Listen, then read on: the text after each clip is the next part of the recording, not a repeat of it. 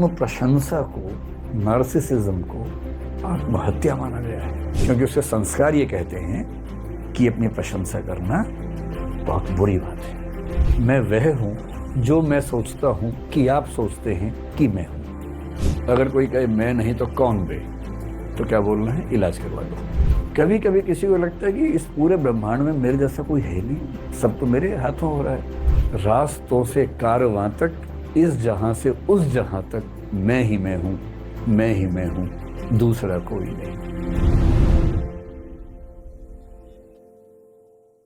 नमस्कार, आप सभी का इस कार्यक्रम में स्वागत है। आज हम जिस टॉपिक पर बात करेंगे वो टॉपिक फिलॉसफी का ना हो करके साइकोलॉजी का है, मनोविज्ञान का है। मुझे ऐसे कई लोग मिलते हैं जो कहते हैं कि आप सिर्फ फिलॉसफी पढ़ाएंगे तो फिर मतलब बाकी लोग क्या करेंगे, कुछ विषय और भी तो होने चाहिए, कुछ ऐसे विषय जो समाज से जुड़ते हों सीधे। फिलॉसफी भी जुड़ता है पर उतना सीधा नहीं जुड़ता। तो फिर मैंने सोचा कि मनोविज्ञान के कुछ विषय जो जीवन में बहुत जरूरी हैं उन पर बात हो। एक विषय मेरे मन में बहुत दिनों से है जिसको मैं सोचता हूं कि हम समझें, और आजकल हमारे समाज में एक शब्द खूब चलता है। वो शब्द अंग्रेजी का है, ग्रीक परंपरा से उठा हुआ शब्द है जिसको बोलते हैं नार्सिसिज्म। आप सोचेंगे ये क्या शब्द हुआ। आप में से कई लोगों ने शायद ना सुना हो, ये शब्द पहली बार सुन रहे होंगे। आज की क्लास जितनी जरूरी आपके लिए है, आप लोगों की तो उम्र लगभग 22-23 से, मतलब 20-22 से लेके 30-35 के बीच में होगी। आपके लिए तो है ही जरूरी, लेकिन ये आपके लिए और जरूरी होने वाला है आज से 10 साल के बाद, जब आपके छोटे बच्चे होंगे। कुछ के तो होंगे, बाकी जो बाद में पेरेंट्स बनेंगे।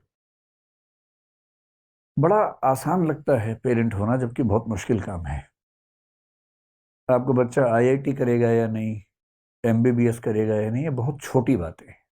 कर लेगा तो अच्छी बात है, ना करे तो कोई बुरी बात नहीं है, सामान्य सी बात है। पर आपकी संतान, आपका बेटा या आपकी बेटी एक कायदे का इंसान बनेगा या नहीं, ये ज्यादा बड़ी बात है। और कायदे का इंसान बनाना पेरेंट्स की प्राथमिक जिम्मेदारी है, जिसमें हम में से अधिकांश लोग पूर्णतः सफल नहीं होते। मैं भी शायद नहीं हो पाऊं। मतलब मैं ये दावा नहीं कर रहा कि मैं तो बहुत महान हूं और आप थोड़ा सीखें। हम सबकी वो स्थिति है, हम सबकी वो समस्या है। तो जिन चीजों से बचाना जरूरी है अपने बच्चों को, उनमें से एक समस्या का नाम है नार्सिसिज्म। नार्सिसिज्म के लिए हिंदी का एक शब्द होता है जो उसके काफी नजदीक है, उसे कह सकते हैं आत्ममुग्धता। अब शायद आपको लगेगा अच्छा अच्छा ये बात है, अब समझ में आ गई बात। आत्ममुग्ध होना होता है, छोटे बच्चों में टेंडेंसी ज्यादा दिखती है, क्योंकि छोटे बच्चे ईगोसेंट्रिक होते हैं। ईगोसेंट्रिक का मतलब दुनिया के सेंटर में खुद को रख के जीवन को देखते हैं। एक शब्द आपने सुना होगा जिसको बोलते हैं सेल्फ कॉन्फिडेंस। और आप ये भी जानते हैं कि हर पेरेंट्स चाहते हैं कि उनके बच्चों में आत्मविश्वास होना चाहिए। ठीक भी है, आत्मविश्वास होना भी चाहिए। कई बार ये समझ नहीं आता कि आत्मविश्वास की रेखा कहाँ खत्म होती है और आत्ममुग्धता कहाँ से शुरू हो जाती है। जैसे कुछ लोग कहते हैं कि दोस्ती और प्यार के बीच की रेखा बहुत पतली होती है, पता नहीं चलता कब आप उछल के वहां पहुंच जाते हैं। ऐसी प्रतिस्पर्धा और दुश्मनी, कंपटीशन और राइवलरी के बीच की रेखा बहुत पतली होती है। ऐसे ही धर्म और सांप्रदायिकता के बीच की रेखा बहुत पतली है। अब कब तक धार्मिक थे, कब सांप्रदायिक हो गए, पता नहीं चलता है। ठीक ऐसे ही आत्मविश्वास से भरे होना और आत्ममुग्ध हो जाना, इसके बीच की रेखा भी बहुत पतली है, पर रेखा है।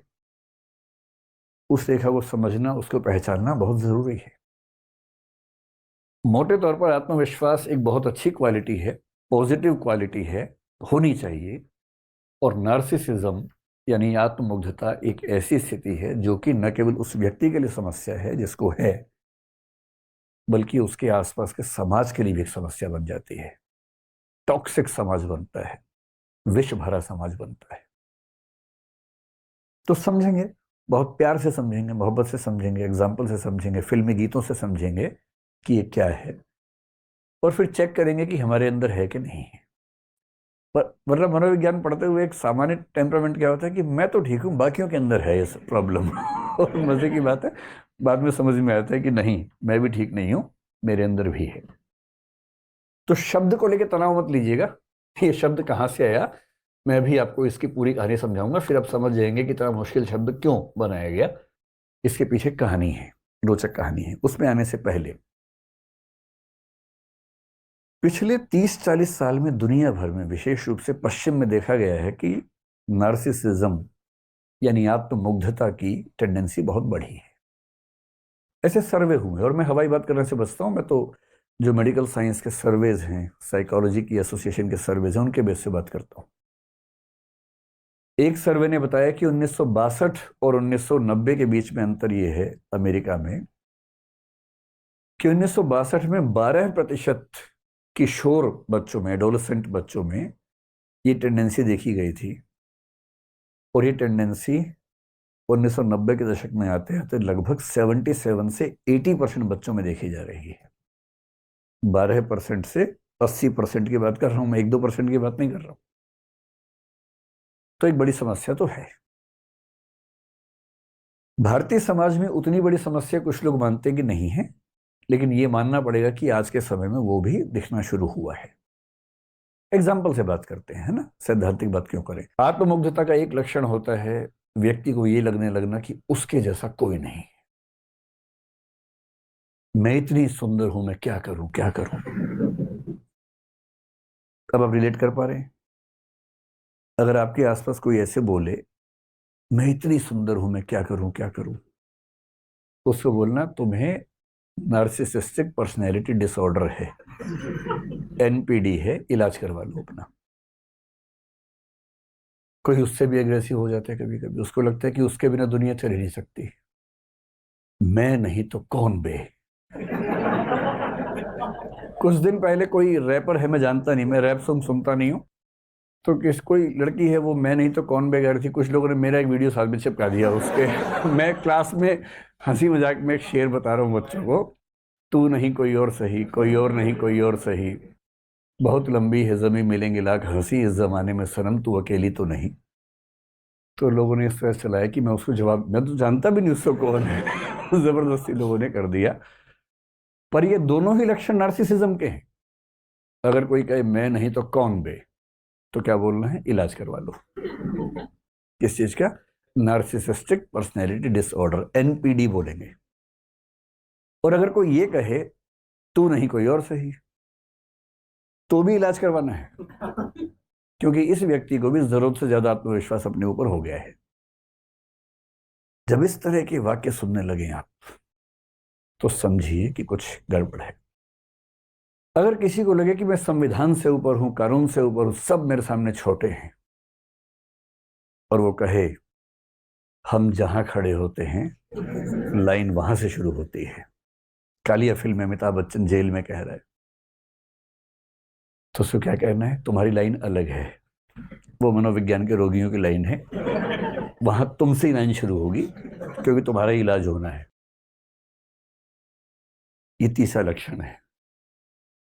कभी कभी किसी को लगता है कि इस पूरे ब्रह्मांड में मेरे जैसा कोई है ही नहीं, सब तो मेरे हाथों हो रहा है, मुझसे बड़ा कौन है।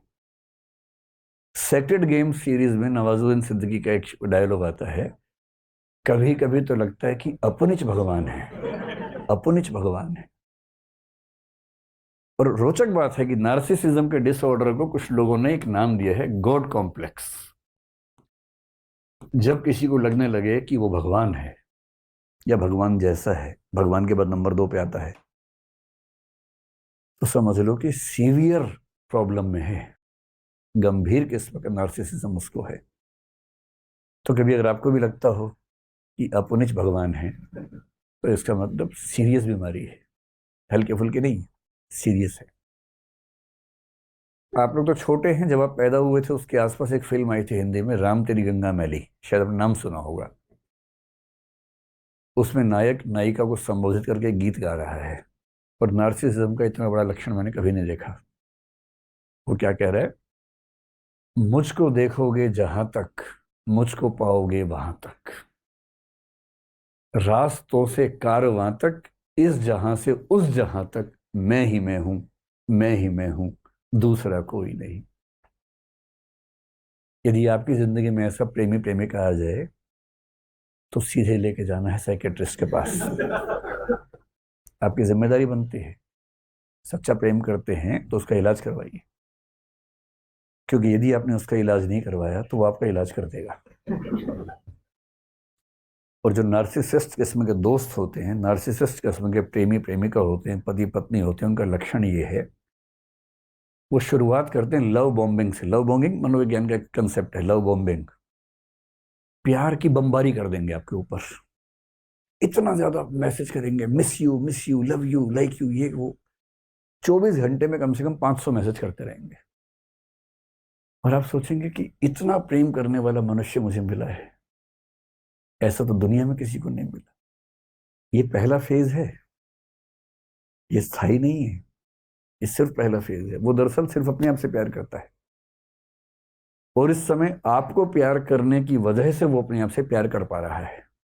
आप केवल एक टूल हैं जिसको हासिल करके उसको खुद से प्यार करने की वजह मिल गई है।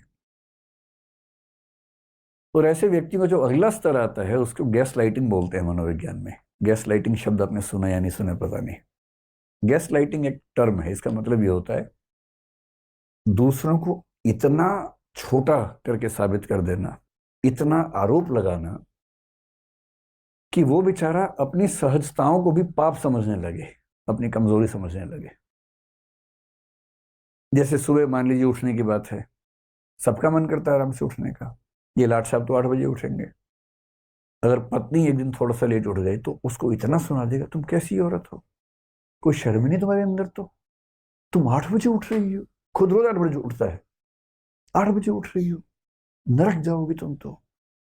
मेरी माँ को देखो, 4 बजे उठती है सुबह।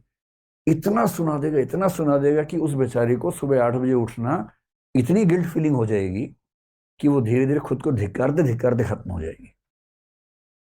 ये इसका उल्टा भी हो सकता है, कोई महिला किसी पुरुष को करे, ये भी हो सकता है। अपने साथी को, अपने दोस्त को, अपने पति को, पत्नी को, अपने किसी रिश्तेदार को उन चीजों के लिए ब्लेम करना जो दरअसल ब्लेम करने वाली नहीं है, इतना ब्लेम करना कि वो बेचारा इंफीरियोरिटी कॉम्प्लेक्स में, गिल्ट कॉम्प्लेक्स में चला जाए, इसको बोलते हैं गैस लाइटिंग। तो यदि कोई प्यार की बमबारी कर रहा हो तो खतरा है कि अगला स्तर ही आने वाला है। फिर वो आपको हर चीज के लिए जिम्मेदार साबित करेगा, आपका आत्मसम्मान छीन लेगा, सेल्फ रिस्पेक्ट, सेल्फ एस्टीम खत्म कर देगा। ये मोटा मोटा लक्षण जो है, ये लक्षण अगर किसी व्यक्ति में आपको सारे एक साथ दिख जाएं तो उसको हम कहेंगे कि वो नार्सिसिस्टिक व्यक्ति है या नार्सिसिस्ट है। आपके मन में एक सवाल ये आ रहा होगा, कितना मुश्किल नाम क्यों रखा है इसका? इसके पीछे एक कहानी है, और उस कहानी का जो केंद्रीय चरित्र है उसका नाम है नार्सिसस। और नार्सिसस के नाम से इसका नाम पड़ गया नार्सिसिज्म। दरअसल कहानी दो कैरेक्टर्स की है, एक नार्सिसिस है और एक इको है, या एको है जो भी आप बोलते हैं उसको। देखिए, दुनिया के सभी धर्मों में जो शुरुआती कथाएं हैं, कहानियां हैं ना, बहुत रोचक कहानियां हैं। उन कहानियों का एक पर्पस क्या होता है कि नैतिक विचार सिखाने के लिए कहानी का इस्तेमाल करें। जब आप छोटे थे, आपको याद होगा, आपके पेरेंट्स आपको कहानियां सुनाते होंगे। आपकी पीढ़ी तो नहीं सुना पा रही है, जब आप पेरेंट्स बनेंगे तो कहानियां शायद नहीं सुना पाएंगे, क्योंकि बच्चा सुनना भी नहीं चाहेगा। वो कहेगा आप चुप रहो, मैं टीवी में देख लूंगा। डोरेमोन आ रहा है, मैं उसकी कहानी सुन लूंगा, और शिनचैन आ रहा है, मुझे उसमें ज्यादा रुचि है, आपकी कहानी में कम रुचि है। लेकिन आज से 1-2 पीढ़ी पहले तक सारे बच्चे कहानियां सुन सुन के बड़े हुए हैं। और पेरेंट्स की कोशिश क्या होती थी, कहानियों के माध्यम से बच्चों को नैतिक मूल्य सिखा दें। ये दुनिया के हर समाज में होता था। और बच्चे कई मुश्किल सवाल पूछ लेते हैं, उनका जवाब देने के लिए भी कल्पनाएं कर लेते हैं। जैसे मैं सोचता हूं कि ग्रीक समाज में किसी बच्चे ने पूछा होगा कि जैसे आप कहीं जंगल में जाके जोर से आवाज दें तो वो आवाज बार बार रिपीट होती है, बाद में एको होती है। तो बच्चे पूछते होंगे कि ये आवाज कहाँ से आ रही है। अब उस समय फिजिक्स इतनी विकसित नहीं थी कि फिजिक्स के बेस पे इसका आंसर आप दे सकें। तो फिर लोग कल्पनाएं कर लेते हैं। उन्होंने कल्पना कर ली कि ये जो आवाज है, इस आवाज के पीछे एक कहानी है बेटा। और वो जो कहानी है, वो कहानी ये कहानी है। तो क्या कहानी है सुन लीजिए, फिर आपको पूरा अंदाजा हो जाएगा कि ये शब्द कहाँ से पैदा हो रहा है। एक बहुत प्रसिद्ध लेखक हुए हैं रोमन लिटरेचर में, ओविड नाम के। उनका एक महाकाव्य आपने नाम सुना होगा, मेटामॉर्फोसिस उसका महाकाव्य का नाम है, जो सीजर ऑगस्टस के समय में लिखा गया था, यानी कि ईसवी पूर्व 27 से ईसा पश्चात 14 के बीच में कभी लिखा गया था, मतलब ईसा मसीह के दौर में लिखा गया था लगभग। उसमें जो भाग 3 है, उसमें एक कहानी आती है, ये वाली कहानी। क्या कहानी है? ग्रीक कहानी है, ग्रीस की, यूनान की कहानी है। ये एक लड़का था नार्सिसस, और ये कौन था? तो एक देवता है, नदियों के देवता ग्रीस में। जैसे हमारे यहाँ होता है ना कि वर्षा के देवता, सूर्य देवता, चंद्र देवता, वहां भी खूब देवता माने जाते थे उस समय में।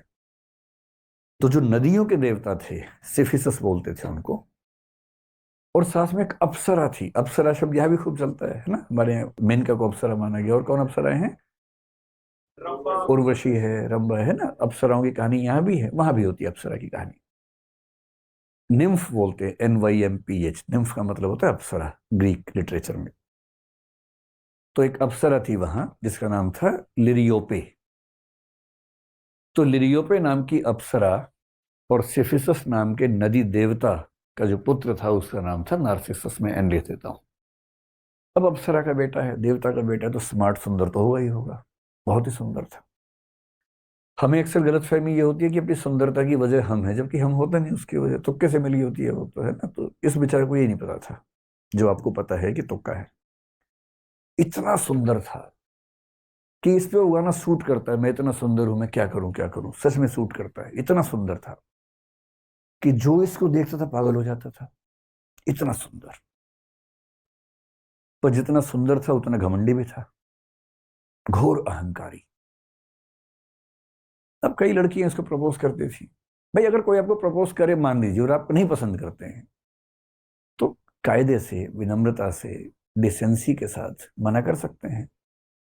सबसे अच्छा तरीका आप ये कहें कि मैं माफी चाहता हूं, मैं पहले से कहीं जबान दे चुका हूं, वायदा कर चुका हूं। बेशक ना दियो, कम से कम उसका अपमान तो नहीं होगा। सम्मान के साथ मना कर दीजिए। पर कुछ लोगों को सब मजा नहीं आता, उनको मजा आता है नीचा दिखाने में। कोई आपके पास आके बोले कि आप मुझे अच्छे लगते हैं, आप बोले तू शीशा देखा है कभी? अरे भाई अपनी औकात में रह के सपने देखा कर। अजीब हाल है, भिखारी कहीं का। तो अब ये क्या तरीका हुआ मना करने का? अरे मना ही करना है तो कायदे से मना कीजिए ना। आपका जीवन आपकी संपत्ति है, समझ में आ गया। आप अपनी पसंद का व्यक्ति चुनेंगे, समझ में आता है। पर आप किसी का भी अपमान करते चलेंगे, ये तो सही बात नहीं है।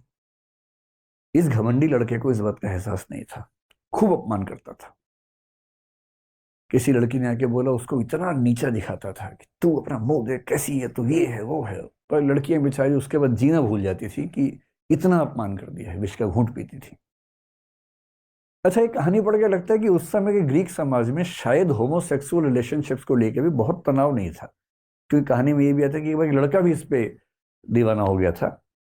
वो लड़का बोला कि तलवार, मतलब वो आया उसके पास कि मैं आपके लिए जान दे सकता हूँ, मैं कुछ भी कर सकता हूँ, मैं चाहता हूँ आपके साथ जीना।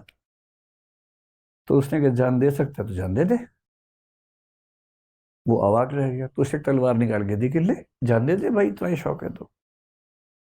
उसने सच में अपनी गर्दन काट दी और मरने से पहले भगवान से प्रार्थना की कि इस आदमी को सबक सिखाना है कि जितना नीचा दिखाता है सब लोगों को। पर इसको एहसास था नहीं इस बात का। उसी समय एक और लड़की थी। वो लड़की एक अप्सरा थी बेसिकली। उसका नाम था एको, या इको कह लीजिए। खूब अच्छा बोलती थी, बहुत सुंदर थी। और एक देवी वीनस ने उसको एक बार ये कहा था कि तुम सबसे सुंदर अप्सराओं में से एक हो। बड़ी तारीफ की उसकी। बड़ी चंचल थी, खूब बोलने में शौकीन थी। एक बार इसने क्या किया कि देवताओं के एक देवता वहां बृहस्पति नाम के, जुपिटर जिनको हम बोलते हैं, जुपिटर के साथ एक खेल कर दिया।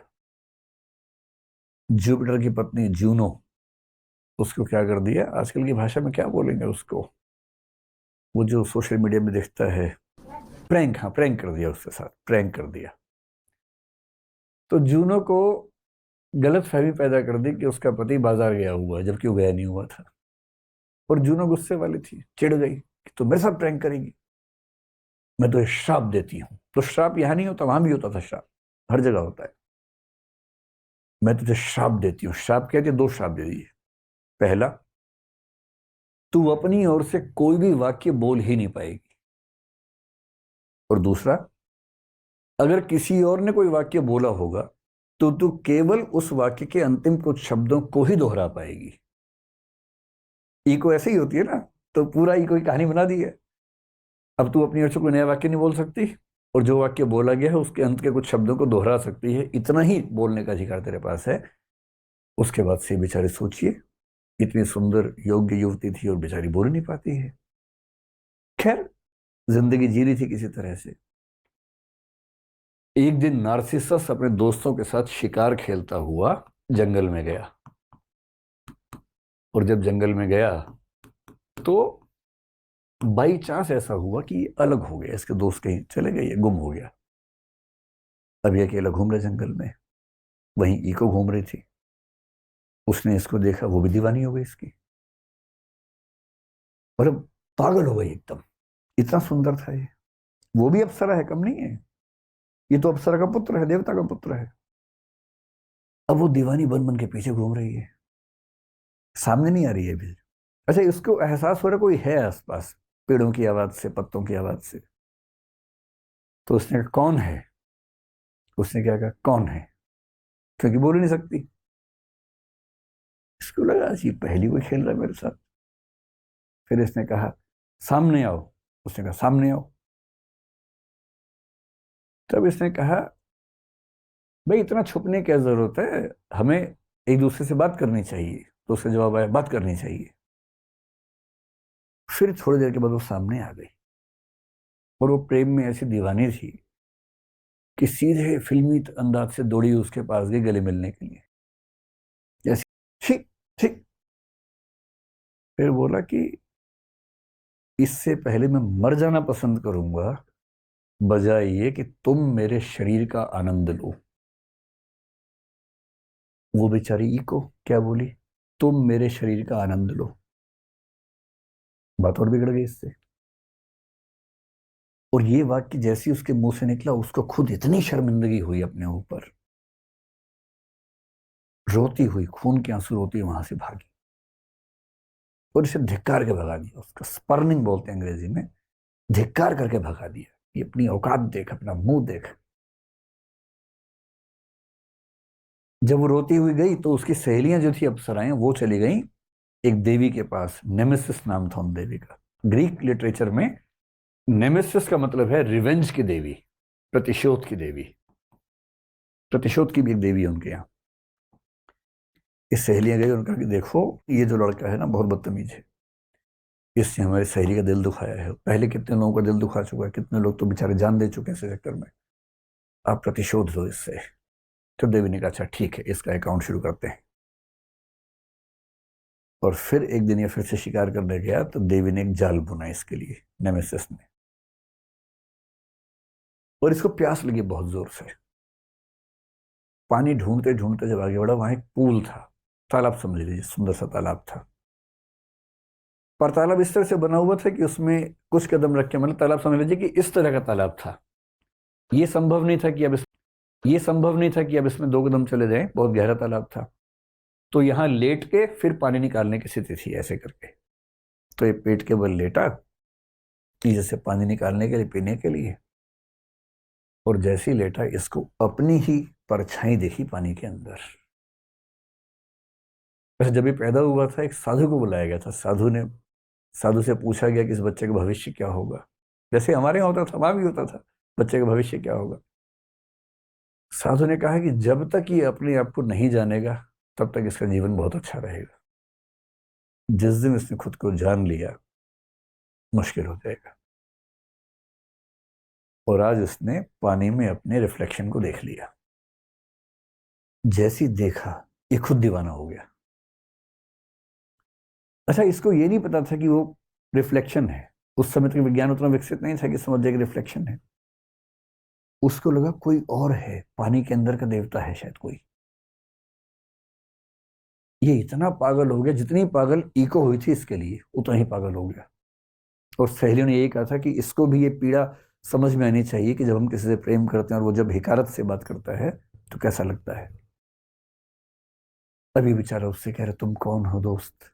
वो जवाब ही नहीं दे रहा। मजे की बात है, एक लड़का एक लड़के से ही कह रहा है, और ग्रीक लिटरेचर में इस बात को लेकर तनाव नहीं है उस समय। ये फिर कह रहे कि मैं तुमसे मिलना चाहता हूँ, जवाब ही नहीं दे रहा। खूब रिक्वेस्ट कर करके मर गया, जवाब ही नहीं आता था अंदर से। अंत में बोला कि अगर तूने मुझे जवाब नहीं दिया तो इस जीवन का लाभ ही क्या है। और पीछे पेड़ के पीछे खड़ी होकर सुन रही इको, उसको खुशी हो रही है कि आज इसको समझ में आई बात। और अंत में इसने तय किया कि अगर मैं इसके साथ जीवन नहीं गुजार सकता हूं तो ये जीवन बेकार है, और उसने अपने जीवन को समाप्त कर लिया। और अंतिम वाक्य क्या बोला? अलविदा, फेयरवेल। और पीछे से इको ने क्या कहा? अलविदा। ये खत्म हो गया, आत्ममुग्धता में खत्म हो गया, अपनी ही सुंदरता को नहीं झेल पाया। इको तो अप्सरा थी, तो शाश्वत थी, मॉर्टल नहीं थी, इमॉर्टल थी। लेकिन फिर एक कहानी बढ़ाई गई कि उसका शरीर खत्म हो गया, उसकी हड्डियां बन गई पत्थरों की तरह से, लेकिन उसकी आवाज बची रही। और आज भी दुनिया में जब कोई कुछ बोलता है तो पीछे कुछ शब्द रिपीट हो तो समझ लो कि इको नाम की देवी वहां पर मौजूद है। यह है नार्सिसस नाम के बहुत सुंदर किंतु बहुत ही घमंडी आदमी की कहानी। और ये हमेशा ध्यान रखना है कि यदि आप चार लोगों के साथ बदतमीजी से बात करते हैं तो कभी ना कभी कोई आपको भी मिलने वाला है, जीना मुश्किल कर देगा। सीखने की बात है कि किसी को पसंद करो तो ईगो की तरफ भाग के नहीं जाना उसके पास, थोड़ा सा अपना स्वाभिमान बना के रखना। और कोई पसंद ना आए तो उसको बदतमीजी के साथ, हिकारत के साथ, तिरस्कार के साथ नहीं खारिज करना है, कायदे से मना करने का भी तो तरीका हो सकता है। क्योंकि ऐसा होता है, जैसा आप सबके साथ बर्ताव करेंगे वैसा आपके साथ भी हो तो सकता ही है। इस नार्सिसिस नाम की टेंडेंसी जिन व्यक्तियों में है उन व्यक्तियों के लिए शब्द चल पड़ा नार्सिसिस्ट, और इस टेंडेंसी का नाम चल पड़ा नार्सिसिज्म। एक शब्द मनोविज्ञान में इकोइज्म भी चलता है, और एकोइज्म उनके लिए चलता है जो बहुत कमजोर किस्म के व्यक्ति हैं, जो किसी नार्सिसिस्ट को झेलते रहते हैं, उसकी हर बात को मानते रहते हैं, टॉक्सिक रिश्तों को झेलते हैं, विरोध नहीं करते हैं, हर दुख को पी जाते हैं। ये भी बुरी बात है। और ये तो नार्सिसिस्ट की कहानी आपने देख ही ली। अब इसके बेस पर अगर मैं आपसे कहूं कि नार्सिसिज्म के यानी कि आत्ममुग्धता के क्या क्या लक्षण हैं। आत्ममुग्धता दरअसल पर्याप्त शब्द नहीं है, उससे पूरी बात कन्वे नहीं हो पा रही है, लेकिन हाँ एक सेंस कन्वे हो पा रही है। और आपको यह भी समझना होगा कि ऐसा तो नहीं कि हम भी कहीं इसके शिकार हों। कुछ लोग मानने लगे हैं आजकल कि एक स्तर तक नार्सिसिज्म हेल्दी हो सकता है, आत्ममुग्ध होना एक स्तर तक स्वस्थ मानसिकता हो सकती है। और एक स्तर से आगे बढ़ जाए तो इसको बोलते हैं एनपीडी। एनपीडी का मतलब नार्सिसिस्टिक पर्सनैलिटी डिसऑर्डर। और ये किसी भी तरह का हो सकता है। जैसे कुछ लोगों ने इसके कई प्रकार बताए। किसी किसी को अपने शरीर पर बड़ा गर्व होता है कि जैसी मेरी बॉडी है। कुछ लोग आप देखेंगे सुबह से अब तक जिम में जाके फुलाते रहते हैं बॉडी को, एकदम मछलियों के संग्रहालय बन जाते हैं, हाथ में मछलियां, पैर में मछलियां, और उसी में उनको आनंद आता है, फिर ऐसे कर करके चलते हैं। सड़क पे चलते हुए भी लगता है कि टी शर्ट के अंदर कोई मतलब पहाड़ है, तो उनको उसी में गर्व है। इसको बोलते हैं सोमेटिक नार्सिसिज्म, कि मेरा शरीर इतना महान है, तुम क्या हो मेरे सामने। किसी लड़की के मामले में हो सकता है सुंदरता पे हो जाए, वही मैं इतनी सुंदर हूं, ये मैं इतना बलिष्ठ हूं, मैं क्या करूं क्या करूं, पुरुष के लिए। लेकिन ये केवल शरीर का मामला नहीं है, दिमाग के लोग भी करते हैं। उसके लिए एक शब्द चलता है सेरिब्रल या इंटेलेक्चुअल नार्सिसिज्म, कि मेरे पास जैसी बुद्धि है ना वो किसी के पास नहीं, जो बात मुझ में है वो किसी और में नहीं। जैसे पश्चिम में आप देखेंगे कई ऐसे चिंतक हुए। भारतीय दर्शन में आपको दार्शनिकों के नाम आमतौर पर नजर नहीं आएंगे, परंपराएं हैं। एक परंपरा में सैकड़ों दार्शनिक है, किसी का नाम सामने नहीं आता। पश्चिम में इंडिविजुअल्स के नाम सामने आते हैं हमेशा, क्योंकि इंडिविजुअलिज्म वहां की टेंडेंसी रही है हमेशा। हीगेल इतना महान विचारक हुआ, उसके बाद कार्ल मार्क्स आ गया, जर्मनी में दोनों हुए और लगभग साथ साथ ही हुए, थोड़े से गैप के बाद। मतलब 18 सेंचुरी में हीगेल हुआ, उसके कुछ समय के बाद 19 सेंचुरी की शुरुआत में मार्क्स हो गया। मार्क्स ने हीगेल से बहुत कुछ सीखा, जिसको हम बोलते हैं डायलेक्टिकल मेथड, उसी से सीखा। बस डायलेक्टिकल मेथड को मेटीरियलिज्म के साथ एसोसिएट कर दिया, जो उसने नया काम किया। लेकिन बोला क्या कि हीगेल ठीक कह रहा था, लेकिन हीगेल सिर के बल खड़ा था, मैंने उसको सीधा कर दिया। अब ये जो है ना मैं का भाव, मैंने उसको सीधा कर दिया, अजीब किस्म का अहंकार है भाई। और मार्क्स के ही एक भक्त लेनिन के बारे में कहते हैं कि लेनिन ने मार्क्स को सिर के बल से पैर के बल खड़ा कर दिया। जॉर्ज लुकास ने ऐसा खुल के कहा कि मैंने उसको पैर के बल खड़ा किया, मार्क्स को। ये अहंकार बौद्धिक लोगों में भी होता है, बहुत होता है। मेरा सिद्धांत, मेरा विचार, इससे महान कुछ नहीं हो सकता। यह है सेरिब्रल किस्म का या बौद्धिक किस्म का नार्सिसिज्म। एक और है जो आजकल खूब देखता है, स्पिरिचुअल नार्सिसिज्म। कुछ लोग स्पिरिचुअल की बात करते हैं बहुत ज्यादा। कोई बाबा हो सकता है, कोई किसी भी धर्म का बाबा हो सकता है, और आप उससे बात कर रहे हैं, वो आपको ज्ञान दे रहा है कि भाई आत्मा ऐसे, परमात्मा ऐसे, ये करो वो मत करो, और आपने एक सवाल पूछ लिया। अब वो इस हिकारत के भाव से आपको देखेगा, तू समझता कि अपने आप को नीच पुरुष, नीच औरत, अध्यात्म सिर्फ मुझे आता है और किसी को नहीं आता है, जो मेरे मुंह से निकलेगा वही अध्यात्म है। यदि वो ऐसी बात करता हुआ दिखे तो वो स्पिरिचुअल नार्सिसिज्म का शिकार है। तो हर क्षेत्र के लोग ऐसे हो सकते हैं, ये किसी क्षेत्र विशेष की बात नहीं है। हेल्दी नार्सिसिज्म क्या होता है कि एक तो जो बच्चे होते हैं, आप देखेंगे छोटे बच्चों में आमतौर पर एक टेंडेंसी होती है, जैसे कोई छोटा सा बच्चा है, आप माताएं क्या करती हैं बच्चों को थोड़ा सिखाने के लिए, बच्चा कह रहा है कि माँ मैं मजबूत नहीं हो रहा हूं, तो माँ बोलती है बेटा दूध पियोगे तो मजबूत होगे। तो बच्चा दूध का गिलास पूरा गटगट पी जाता है, फिर बोलते हैं माँ मजबूत हो गया। फिर माँ बोलती है बेटा तो सबसे मजबूत बच्चा है दुनिया का। फिर बच्चा ऐसे कर कर घूमता रहता है दिन भर कि मैं सबसे मजबूत बच्चा हूँ। उसको उतना ही पता दुनिया में, बेचारा उसी में मस्त रहता है। ये भी नार्सिसिज्म है कि मैं सबसे मजबूत बच्चा हूँ, मैं सबसे समझदार बच्चा हूँ। माँ ने बच्चे से कहा बेटा बताओ 3 गुणा 3 क्या होता है। बच्चे ने कहा मम्मी 9 होता है। माँ कह रही वाह, आज तक इतने छोटे बच्चे ने नहीं बताया है, तुम बेटा अलग ही लेवल के बच्चे हो। जबकि हर घर में उस क्लास का बच्चा बता रहा है, पर इस बच्चे को ये नहीं पता कि हर घर में ये वाला खेल चल रहा है। इसको लग रहा है कि मैं सच में दुनिया में सबसे महान बच्चा हूं। पर वो माताओं का एक तरीका है, पेरेंट्स का एक तरीका है, ताकि बच्चा इसी कॉन्फिडेंस में सीखे और आगे बढ़े। तो उसको बोलते हैं ठीक है, वो हेल्दी लेवल है, उसमें कोई दिक्कत नहीं है। अगर किसी का नार्सिसिज्म किसी बड़े सोशल गुड के साथ जुड़ा हो, सोशल गुड का मतलब बड़ी भावना के साथ जुड़ा हो, मुझे अपने देश का नाम रोशन करना है और मैं उसके लिए ऐसा करूंगा, मैं इतना पढ़ूंगा, मैं इतना वो कर दूंगा, देश का नाम रोशन करूंगा, तो हो सकता है कि नार्सिसिज्म हो, लेकिन आप देश के साथ जोड़ रहे हो, समाज के साथ जोड़ रहे हो, तो फिर भी उसको मान लेते हैं कि हेल्दी हो सकता है।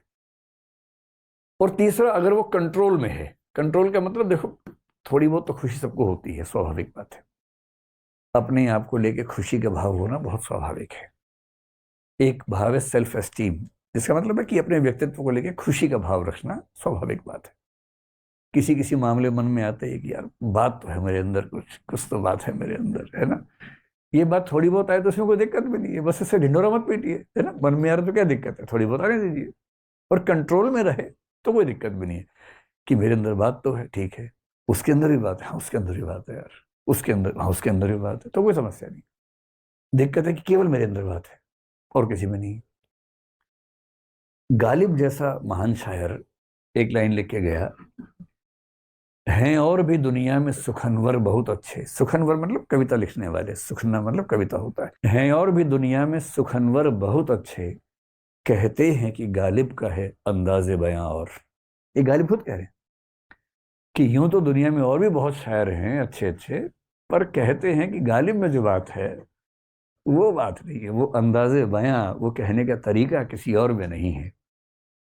अब ये भी नार्सिसिज्म एक तरह का, पर ये ठीक है, हेल्दी है, हंसी मजाक में कही गई बात है। फिर गालिब ये भी कहेंगे कि जब मैं मर जाऊंगा लोग बहुत याद करेंगे मुझे, तुम तो मुझे भाव नहीं दे रहे इस समय, बाद में बहुत याद करोगे। कि वो हर एक बात पे कहना कि यूं होता, मतलब हुई मुद्दत के गालिब मर गया पर याद आता है। वो हर एक बात पे कहना कि यूं होता तो क्या होता, ऐसा कई लोग करते हैं। वहां तक दिक्कत नहीं है। आज की इस चर्चा का पर्पज ये नहीं कि अब अपनी तारीफ करना भूल जाए, कीजिए, ज्यादा मन में कीजिए, थोड़ी बहुत बाहर कर लीजिए, लेकिन जब बाहर करें अपने साथ साथ औरों के भी कर लीजिए। जब औरों के भी करेंगे तो ठीक है, जब आदमी केवल अपनी तारीफ में मशगूल रहे रात दिन, तब समस्या है। लेकिन जब हम कहते हैं कि नार्सिसिज्म एक डिसऑर्डर बन गया, तो उसके 3-4 लक्षण क्या हैं, इनको आज से पहचानना शुरू कर दीजिए अपने आसपास के व्यक्तियों में, और आसपास से पहले अपने अंदर। वरना आदमी बाहर ही देखता रहता है लंच लेके, खुद को नहीं देखता। कई बार ये भी होता है ना। जैसे एक बड़ा इंटरेस्टिंग विवाद फिलोसफी में हुआ। एक ह्यूम नाम के दार्शनिक ने कहा कि मैंने आत्मा को ढूंढने की बहुत कोशिश की अपने अंदर झांक झांक के, लेकिन आत्मा मिली नहीं। तो विरोधी ने पता क्या कहा, जो झांक रही थी वही आत्मा थी। कई बार क्या है कि आप सबको झांक रहे हैं और अपने बारे में पता नहीं कि हो क्या रहा है। और कई बार क्या होता है, पर्सपेक्टिव का सारा खेल होता है। एक आदमी डॉक्टर के पास जाके बोले कि डॉक्टर साहब, पूरे शरीर में दर्द है, जहां भी उंगली लगाता हूं बड़ा दर्द होता है। पूरा चेकअप हो गया, बाद में क्या पता लगा, उंगली में दिक्कत थी। दिक्कत उंगली में, कहीं भी लगा रहा दर्द हो रहा है बेचारा, लेकिन परस्पेक्ट उसका परसेप्शन क्या है कि पूरी बॉडी में पेन है। तो पेन भाई जो चेक कर रहा है उसमें भी तो हो सकता है, ये थोड़ा ना कि बाहरी होगा। तो जब आपको चिंता की घंटियां सुननी चाहिए, यानी कि नार्सिसिस्टिक पर्सनैलिटी डिसऑर्डर की बात जब होने लगे, उसमें क्या क्या लक्षण होते हैं। एक तो होता है कि सेल्फ इंपॉर्टेंस का भाव बहुत ज्यादा इन्फ्लेटेड, यानी कि बहुत ज्यादा बढ़ा चढ़ा के अगर किसी के अंदर है, मतलब किसी को ये लगने लगता हो कि मेरे बिना तो दुनिया चल नहीं पाएगी, मेरे बिना तो देश का विकास ही नहीं हो पाएगा, अगर मुझे कुछ हो गया तो संसार कैसे चलेगा, मुझे कुछ हो गया तो मेरे देश का क्या होगा। जब कोई ऐसी बात करने लगे ना, उसको समझा देना है कि इस पूरे ब्रह्मांड में हमारी हैसियत एक धूल के कण से ज्यादा नहीं होती है, और दुनिया में ऐसा कोई नहीं जिसके बिना दुनिया रुक जाए। दुनिया धूमधाम से चलती है, बड़े बड़े आए निपट गए, पता भी नहीं चलता है। मतलब सिकंदर को भी ऐसी गलतफहमी अपने बारे में हो गई थी कि मैं पूरी दुनिया को जीत लूंगा, और क्या होगा दुनिया को जीत लूंगा, उससे बेवकूफ़ी, बिना बात के इतनी टाइम एनर्जी वेस्ट कर दी, कितने लोगों को मरवा दिया बिना बात के। और उस पर एक गजल में क्या कहते हैं, याद रख सिकंदर के हौसले तो आली थे, आली मतलब बहुत ज्यादा बड़े थे। याद रख सिकंदर के हौसले तो आली थे, जब गया था दुनिया से दोनों हाथ खाली थे। अंत में वही होना है। ज्यादा नाटक करने की जरूरत नहीं है। इसलिए यदि किसी को ये लगने लगे कि मैं इतना महत्वपूर्ण हूं, इसी को गॉड कॉम्प्लेक्स कहते हैं, अपनिच भगवान है। जब ये भाव मन में आने लगे, अगर आपके आसपास किसी के अंदर भी ये भाव दिखने लगे आपको, तो अलार्म बजा लीजिए कि मामला ठीक नहीं चल रहा है। सेल्फ कॉन्फिडेंस अलग चीज होती है। और इंटरेस्टिंग बात है कि नार्सिसिस्टिक लोगों में आमतौर पर सेल्फ कॉन्फिडेंस कम होता है, और क्योंकि कॉन्फिडेंस कम है, वो डिफेंस मैकेनिज्म के तौर पर दिखाते ज्यादा है। इसका सामान्य एग्जाम्पल दुनिया में पता है क्या है। जैसे आप सड़क पर किसी से बात करें, झगड़ा हो जाए मान लीजिए, और दूसरा व्यक्ति बोले, जानते मैं कौन हूं, जानते मैं कौन हूं। इस समय डरने की बात नहीं है।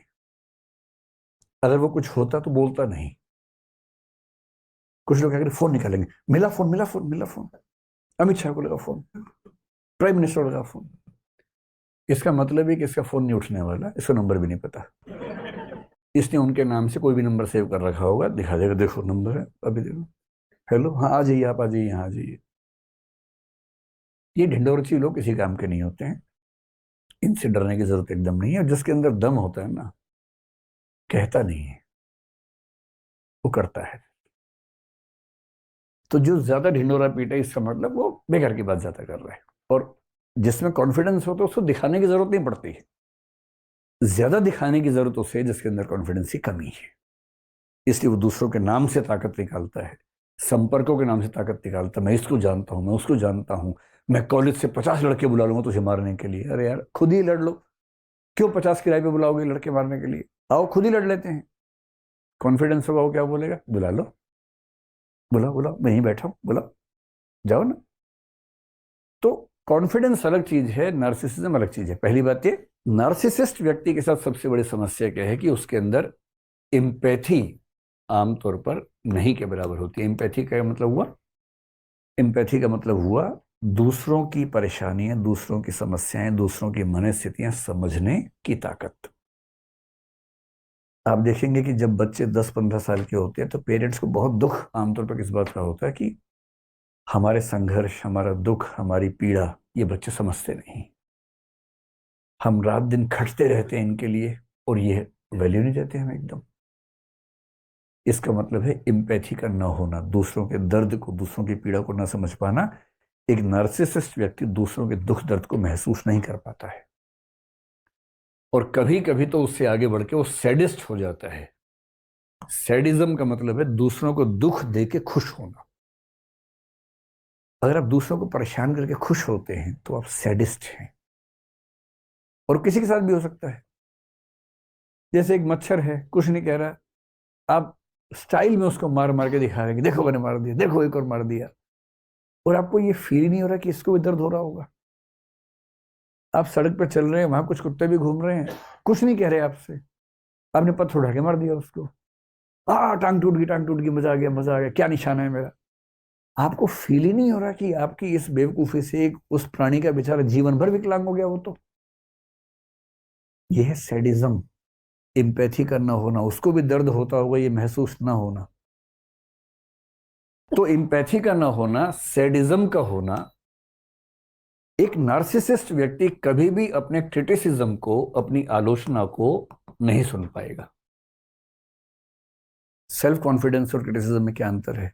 आपके अंदर कॉन्फिडेंस है, कोई आपसे कहेगा यार आप बड़े अच्छे व्यक्ति हो, सब बढ़िया, लेकिन इस मामले में कमजोर हो, आप क्या बोलेंगे? हाँ मैं कोशिश करूंगा, इसमें थोड़ा और काम करूंगा। आप मान लेंगे कि हाँ मेरे अंदर गलतियां हैं, आप मान लेंगे कि मुझ में कमियां हैं, मैं कुछ और ठीक हो सकता हूं। नार्सिसिस्ट व्यक्ति अपनी आलोचना सुन नहीं सकता, दूसरा ओपिनियन सुन ही नहीं सकता। कोई व्यक्ति कितना भी समझदार से कुछ भी कहेगा वो उसको हंसी का पात्र समझेगा। वो अपने सामने किसी और के विचार, किसी की राय को महत्व कभी नहीं देगा। ये नार्सिसिज्म का एक और लक्षण है। और जब आपको ये सारे लक्षण किसी के अंदर देखने लगे, अगर कोई व्यक्ति किसी के साथ गैस लाइटिंग करता हो, गैस लाइटिंग का मतलब उसको बार बार गिल्ट फीलिंग में डाल देना कि तुम नीच हो, तुम ये हो, तुम वो हो, खराब हो, ये नार्सिसिज्म का एक लक्षण है। और इस व्यक्ति के साथ क्या होता है कि इसके साथ निभाना बड़ा मुश्किल है। जहरीले रिश्ते बनते हैं, टॉक्सिक रिश्ते बनते हैं। और इसलिए यदि आप अपने आसपास किसी ऐसे व्यक्ति को देखें तो पहले तो खुद को बचाएं और दूसरा कोशिश करें कि वो व्यक्ति इस चीज से बाहर निकले। जहां तक भारत की बात है, अगर हम इंडियन सिस्टम में बात करें, इंडियन सिस्टम इस मामले में काफी अच्छा है।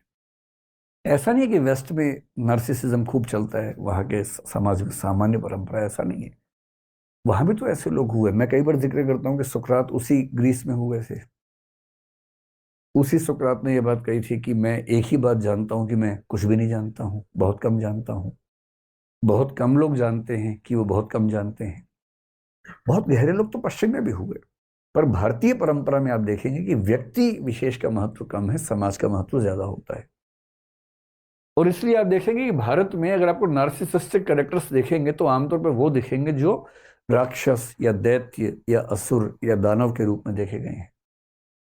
आप रामायण अगर पढ़ेंगे तो पाएंगे कि उसमें जो रावण का कैरेक्टर है उसके कई कथन, रावण और उसके परिवार में, मेघनाथ का हो सकता है, कुंभकर्ण का हो सकता है, जब वो युद्ध में आते हैं तो कुछ कथन ऐसे बोलते हैं कि मैं सारे संसार का राजा हूं, मैंने सारे संसार को जीत लिया, मैंने इंद्र को हरा दिया, मेरे सामने कोई कुछ नहीं है, तू क्या है। ये नार्सिसिज्म है। लेकिन अब चाहे वो कंस की बात कर लीजिए, चाहे वो दुर्योधन की बात कर लीजिए, इन महाकाव्यों में जो कैरेक्टर्स हम मानते हैं कि नेगेटिव साइड में हैं, उनके अंदर ऐसे सेंटेंसेस आपको खूब नजर आएंगे।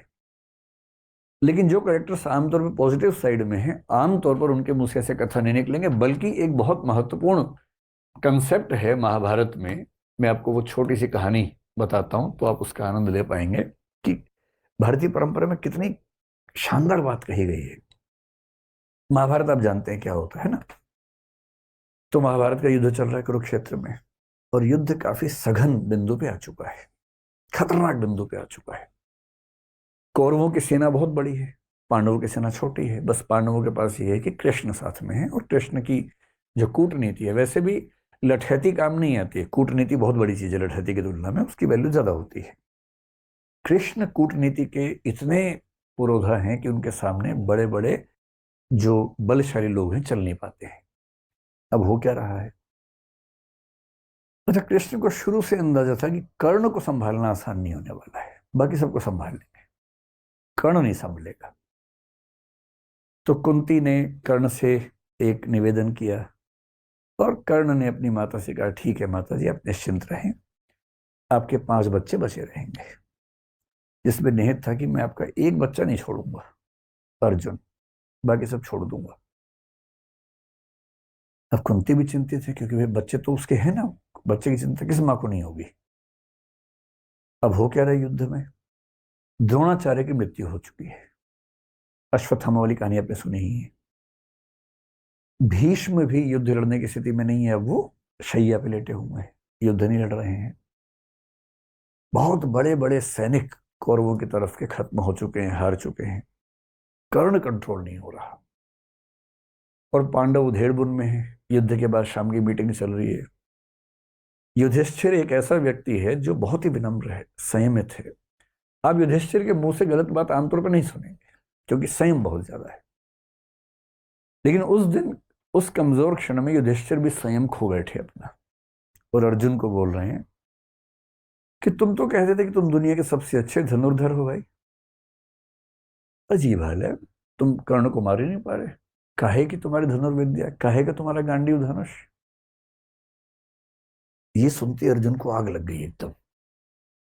और अर्जुन ने एक कसम ले रखी थी, प्रण लिया हुआ था कि यदि कोई मेरे गांडीव धनुष का अपमान करेगा तो मैं उसका जीवन ले लूंगा। ये प्रण लिया हुआ था, प्रतिज्ञा थी। अब मामला फंस गया कि अपमान कर दिया बड़े भाई ने। बड़ा भाई और पिता परंपरा में एक ही माना गया है, तो पिता स्वरूप बड़े भाई ने अपमान कर दिया। अब अर्जुन परेशान है कि यार मुझे प्रतिज्ञा पूरी करने के अपने भाई का वध करना पड़ेगा। कृष्ण समझ गए कि ये मामला ठीक कर रहा हूं। कृष्ण उसके पास गया, बोले चिंता मत करो यार, रास्ता है इसका। क्या रास्ता है? बोले शास्त्रों में कहा गया है कि पिता का अपमान करना और पिता की हत्या करना बराबर बात है। तो तुम युधिष्ठिर का अपमान कर दो, तुम बड़े भाई के वध के पाप से मुक्त हो जाओगे। उसने कहा ये ठीक रहेगा। तो उसने उसी सभा में वापस जाके बोला, आपने जो जुआ खेला उसकी वजह सब कुछ हो रहा है। आपने ही सारी गड़बड़ की थी।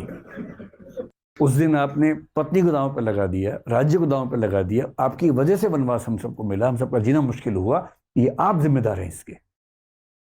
युधिष्ठिर अवाक देख रहे हैं कि ये क्या बोल रहा है, कैसे बोल रहा है।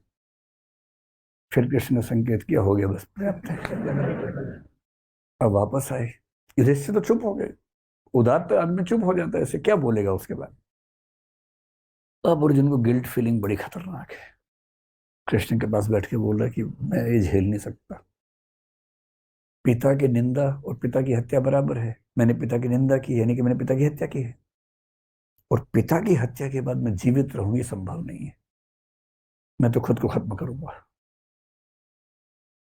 सबने समझा है, पर वो अड़ गया ना, और फिर चिता तैयार कर ली गई उसके लिए।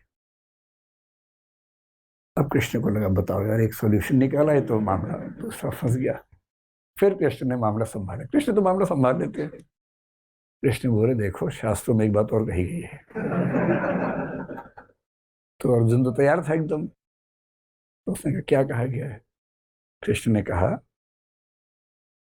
आत्म प्रशंसा और आत्महत्या बराबर है, इसलिए अपनी तारीफ कर लो, आत्महत्या हो जाएगी। अब ये कहानी कितनी सही है कितनी गलत है मुझे नहीं पता, क्योंकि मैंने तो इंटरनेट से कहीं ढूंढी तो पढ़ी है पूरी कहानी। पर एक रोचक बात है, आत्म प्रशंसा को, नार्सिसिज्म को आत्महत्या माना गया है। और इसका मतलब है कि हमारी कल्चर ये सिखाती है कि कोई भी बच्चा अगर उछल कूद मचाए कि मैं तो ये हूं, मैं तो वो हूं, तो सर ना, तुम ये वो नहीं हो, एक बहुत बड़े संसार के छोटे से हिस्से हो, उतने ही हो, उतना ही अपने आप को समझो। और इसीलिए आपको इंडियन फिलॉसफी, इंडियन लिटरेचर की परंपरा में ऐसे एक से बढ़कर एक लोग दिखेंगे, बहुत योग्य थे पर बड़ा बोल नहीं बोलते थे। बड़े बड़ाई ना करें, बड़ा ना बोलें बोल, रहीमन हीरा कब कहे लाख टका मेरो मोल। जो बड़ा होता है बड़ाई नहीं करता है अपनी। रहीम कह रहे हैं हीरा कब कहता है कि मेरा मोल लाख टका है, नहीं कहता, कहना भी नहीं चाहिए। क्यों कहना चाहिए? तो रहीम की ये लाइन नार्सिसिज्म के खिलाफ ही तो है। तुलसीदास जैसा आदमी जो इतना महान महाकाव्य, मतलब पूरी भारतीय परंपरा में सबसे महान महाकाव्य कौन सा मानता है? रामचरितमानस। भारत के दुनिया भर में मानते हैं, क्योंकि उतनी प्रसिद्धि किसी को नहीं मिली। वो आदमी इतनी महान रचना लिखने के बाद भी क्या लिखता है? कवित विवेक एक नहीं मोरे, सत्य कहो लिखी कागज कोरे। यानी कविता करने का विवेक रत्ती भर मेरे अंदर नहीं है, मैं तो जो सच समझता हूं कोरे कागज पर लिख देता हूं, बस इतना ही करता हूं। कवि न हो नहीं बचन प्रवीणु, सकल कला सब विद्याहीनु। ना कवि हूं, ना भाषा की प्रवीणता मेरे अंदर है, सारी विद्याओं से हीन हूं, बहुत ही छोटा व्यक्ति हूं। ये वो व्यक्ति कह रहा है जिसने दुनिया का सबसे सफल महाकाव्य लिखा है, क्योंकि उसके संस्कार ये कहते हैं कि अपनी प्रशंसा करना बहुत बुरी बात है। कबीर दास ने पूरी दुनिया में आग लगा दी, इतना अच्छा साहित्य लिखा, इतना अच्छा साहित्य लिखा। और जब किसी ने पूछा कि आप इतनी अच्छी कविताएं कैसे लिखते हैं, तो क्या कह रहे हैं? तुम जिन जान्यो गीति हैं वह निज ब्रह्म विचार। तुम जिनको मेरी कविताएं बता रहे हो ना, कविता वविता कुछ नहीं है, मैं तो अपनी बात भगवान के बारे में लिखता हूँ, आप उसको बोलते कविता है? कविता कहाँ? ना मैं पढ़ा लिखा हूं, ना मैं कुछ जानता हूं। मतलब कबीर कह रहे हैं कि मैं पढ़ा लिखा नहीं हूं, जबकि उनका साहित्य पढ़ के लोग पीएचडी कर करके खत्म हो गए हैं, पर वो कह रहे हैं कि मैं तो पढ़ा लिखा नहीं। बड़प्पन की पहचान होती है अपने बारे में कुछ ना कहना, और ये बात भारतीय परंपरा में एक नहीं, दो नहीं, हजारों बार कही गई है। और इसलिए जब हम आजकल की रिसर्च देखते हैं, पश्चिम में रिसर्च हाल में हुई, एक शब्द चल पड़ा है और वो है नार्सिसिस्टिक एंड, इसको क्या बोलेंगे, एपिडेमिक। अभी तो पेंडेमिक नहीं है, कि पश्चिम का समाज इस समय नार्सिसिस्टिक एपिडेमिक से गुजर रहा है। महामारी फैल गई। और महामारी फैलने के लक्षण क्या होते हैं, आप कभी गौर कीजिएगा। आप देखिए कोई व्यक्ति मैं शब्द का प्रयोग कितनी बार करता है और हम शब्द का प्रयोग कितनी बार करता है। अगर किसी की भाषा में मैं और मेरा बहुत ज्यादा है, हम और हमारा नहीं आ रहा है, इसका मतलब है कि मामला गड़बड़ है। क्योंकि ये समझना पड़ेगा कि आप जब परिवार में हैं, देश में हैं, तो कुछ भी होता है तो जिम्मेदारी हम सबकी सामूहिक है, अच्छे मामलों में, बुरे मामलों में भी। एक अच्छा टीम लीडर जब भी सफलता होगी, उसका श्रेय टीम को देगा। हमारी टीम ने ऐसा ऐसा किया, हमारी टीम शानदार है, कभी नहीं बोलेगा कि मैंने ऐसा किया। और जब कोई गलती हो जाएगी तो सबकी जिम्मेदारी अपने ऊपर लेगा कि मेरी गलती है, मैं इसके लिए क्षमा मांगता हूं, टीम का नाम कभी नहीं आने देगा। और जब कोई श्रेय लेने के नाम पे बार बार मैं, मेरा ये करे, इसका मतलब लक्षण ठीक नहीं है। और ये इस समय पश्चिम में, भारत में भी आप कह सकते हैं, इतना ज्यादा हो गया है मैं का इस्तेमाल। ऐसे गीत, ऐसे संगीत, ऐसी फिल्में जो इंडिविजुअल बेस्ड हैं, और एक शब्द आजकल चलता है इंडिविजुअल वर्शिपिंग कल्चर, व्यक्ति पूजक संस्कृति। जिस जिस देश में ये संस्कृति, इस समय दुनिया भर में संस्कृति है, दुनिया भर में ऐसे पचासों लीडर्स आपको दिखेंगे सेंटर में, स्टेट में, उस व्यक्ति की पूजा समाज करता है, पॉलिसीज की बात नहीं करता। अमेरिका में ट्रंप को लेकर ये बात खूब कही गई थी उस समय, पुतिन को लेकर भी कही जा रही है, बोल्सोनारो जो ब्राजील में, उनको लेकर कही जा रही है, भारत में कई लोगों को लेकर कही जाती है सेंटर में, स्टेट में, कि व्यक्ति पर ध्यान है, ध्यान पॉलिसी पे नहीं है, ध्यान नीति पर नहीं है। और ये टेंडेंसी बताती है कि इस समय चीजें पूरी दुनिया में चिंताजनक दौर से गुजर रही हैं। तो सवाल हमारा ये होना चाहिए आज की बातचीत में कि ये क्यों होता है, और यदि हम चाहते हैं कि हम और हमारी अगली पीढ़ियां इस चीज से बच सकें तो हमें किन चीजों का ध्यान रखना चाहिए। तो नार्सिसिज्म का रीजन क्या है? अगर कुछ लोग आपके आसपास ऐसे हैं तो क्यों ऐसा होता है?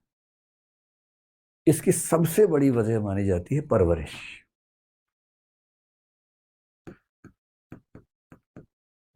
परवरिश कह लीजिए, तरबियत कह लीजिए, चाइल्ड रीडिंग कह लीजिए, बच्चों का सोशलाइजेशन कह लीजिए, जो भी शब्द इसके लिए आप चुनना चाहें। सबसे बड़ी जिम्मेदारी आती है पेरेंट्स पे इसकी। आपने कभी देखा कि कई अपराधी परिवार ऐसे हैं जिनमें पीढ़ी दर पीढ़ी अपराधी होते रहते हैं? उसकी अकेली वजह यही है, और कोई वजह उस पर काम नहीं आती। क्या है परवरिश का इफेक्ट इसमें? अगर आप अपने बच्चे को जरूरत से ज्यादा, दो में से एक चीज, जरूरत से ज्यादा तारीफ अगर करते हैं या जरूरत से ज्यादा उसका दमन करते हैं, सप्रेशन करते हैं, दोनों ही स्थितियों में यह खतरा है कि वो आगे चलकर नार्सिसिस्टिक पर्सनैलिटी डिसऑर्डर का शिकार हो सकता है। कैसे? कुछ पेरेंट्स बहुत तारीफ करते हैं, अरे बेटा तेरे अंदर जो बात है ना बेटा, अरे बेटा तू दुनिया से अलग है बेटा। अब वो बेटा गया किस दिन किसी को पीट के आ गया, क्योंकि बाप ने कहा था बहुत साहसी हो तो साहस कहीं तो दिखाएगा ना बच्चा। अब जिस दिन बच्चा किसी को, दूसरे बच्चे को पीट के आ गया, देखने की बात है कि उस दिन माँ बाप ने क्या कहा। कुछ माँ बाप कहेंगे ये क्या बात हुई भाई, अजीब हालत है, चलो चल के सॉरी बोलो उसको। एक ये तेवर होता है जो कि ठीक भी है। एक ये होता है कि चलो कोई बात नहीं यार, ठीक है हो जाता है, इसका मतलब पीट आउट कभी कभी हम कुछ नहीं बोलेंगे।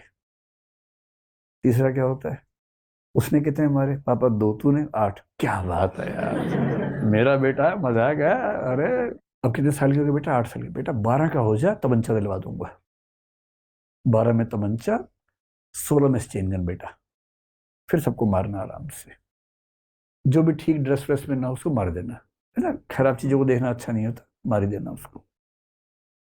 अब इस परिवार में जो बच्चा है, जिसको संस्कार ये मिल रहे हैं पेरेंट्स से, क्या वो ठीक इंसान बन पाएगा? कभी नहीं बन पाएगा।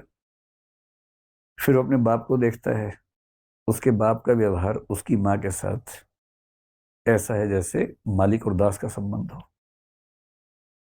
उस महिला को इतनी हिम्मत नहीं कि परिवार के मसलों में एक सेंटेंस भी बोल सके। तो वो क्या सीख रहा है कि सारी शक्ति मेरे पास होनी चाहिए, और जब वो बड़ा होगा सारी पावर मेरे पास, मैं कालीन भैया बनूंगा। कालीन भैया मेरे अच्छे दोस्त हैं, मैं जानबूझकर ना बोल रहा हूँ। तो मैं कालीन भैया बनूंगा, सारी पावर मेरे पास होगी, इस पूरे इलाके में कोई सांस भी लेगा तो मुझसे पूछ के लेगा, वरना गोली मार देंगे। तो जो परवरिश में यदि आपने गलत चीजों पर तारीफ करनी शुरू कर दी, बच्चे ने हिंसा की, बच्चे ने गाली दी, गाली दे क्या कौन सी, ये वाली, अरे बेटा 3 और सिखाता हूँ, नोट कर, नोट बनाओ, ये वाली गाली है, ये वाली है, ऐसे देते हैं, इस सीक्वेंस में देते हैं। अगर आप इस लेवल पर बच्चों को ट्रीट कर रहे हैं तो सीधी सी बात है कि बच्चे आगे चलकर आपसे आगे ही निकलेंगे। हर बाप चाहता है कि बच्चा आगे निकले, तो बच्चा आगे निकल जाता है। इस मामले में भी आगे निकलता है। दूसरा तरीका क्या है? अननेसेसरी रिप्रेशन या सप्रेशन अगर बच्चे का होता है, बच्चा कुछ भी करे, हाँ बेटा एग्जाम ठीक रहा, हाँ मम्मी ठीक रहा, कितने नंबर है पापा? 99% है। एक कहाँ गया? इसके लिए भेजा था स्कूल तुझे कि 100 में छोड़ के आ जाओ, और इसी पे 2 झापड़ मार दिए, आज खाना नहीं मिलेगा। अगली बार पापा 99.5% है। अच्छा, क्लास में रैंक कौन सा है? सेकंड। कितने बच्चों में? 100 में। ये कौन है? ना बेटा ना, तू जिस खानदान का है ना, उसमें सेकंड रैंक आज तक किसी का नहीं आया। कहना चाह रही कि सेकंड भी आज तक किसी का नहीं आया, पर कहते हैं कि पर पर भाव तेवर ये रहता है कि सेकंड आज तक किसी का नहीं आया बेटा, फर्स्ट ही चाहिए बेटा, नाम डुबा दिया तूने हमारा। इतना दबाव। कोई अंकल आंटी है, चलो बेटा पोएम सुनाओ, आओ आओ पोएम सुनाओ, उससे बच्चे के मन में भाव आता है कि आग लगा दूं दुनिया में मैं। यार मैं रेडियो हूँ, जब सब लोग आए आओ पोएम सुनाओ, मछली जल की रानी है, ये कोई बात हुई?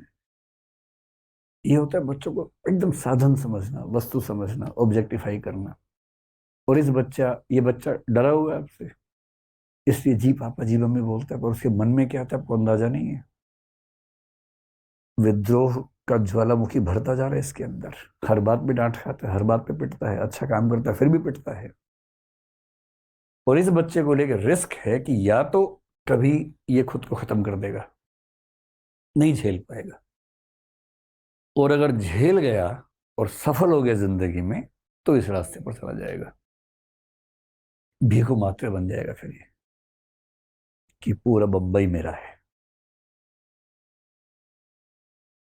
इसलिए अगर आपके आसपास कोई ऐसा दृश्य दिखे जहां बच्चों की गलत हरकतों को महिमामंडित किया जा रहा हो, ग्लोरीफाई किया जा रहा हो, खतरनाक है। बच्चों को बड़ों से, दूसरे लोगों से तमीज से बात करना सिखाया जाए, ये बहुत जरूरी है। झुकना सिखाया जाए दूसरों के सामने, अपनी गलतियों पर शर्मिंदा होना सिखाया जाए, सॉरी बोलना सिखाया जाए, शेयर करना सिखाया जाए, और सबसे बड़ी बात फेलियर को आसानी से डाइजेस्ट करना सिखाया जाए। आप स्कूल में पहला रैंक ले आएंगे किसी तरह से, जब कॉलेज जाएंगे ना तो वहां 50 स्कूलों के टॉपर आए होते हैं एक साथ, उनमें से एक का फर्स्ट आएगा, 49 जाएंगे कॉम्प्लेक्स में। फिर जब आप कहीं और जाएंगे यूपीएससी वगैरह एग्जाम देंगे, वहां सारे यूनिवर्सिटी से टॉपर एक साथ बैठे हुए हैं, एक करेगा टॉप और बाकी सब कुंठाओं में चले जाएंगे। इसलिए बहुत जरूरी है विफलताओं को, पराजय को स्वीकार करने की क्षमता, रिजेक्शन झेलने की ताकत। ये नार्सिसिस्ट व्यक्ति रिजेक्शन झेल नहीं सकता। अगर उसने किसी को कहा कि मैं तुझे पसंद करता हूं, ये ऑप्शन नहीं दे रहा कि तुम मुझे पसंद नहीं भी कर सकती हो, मैं करता हूं यानी मैं करता हूं, दिस इज फाइनल, कल हमारी शादी है,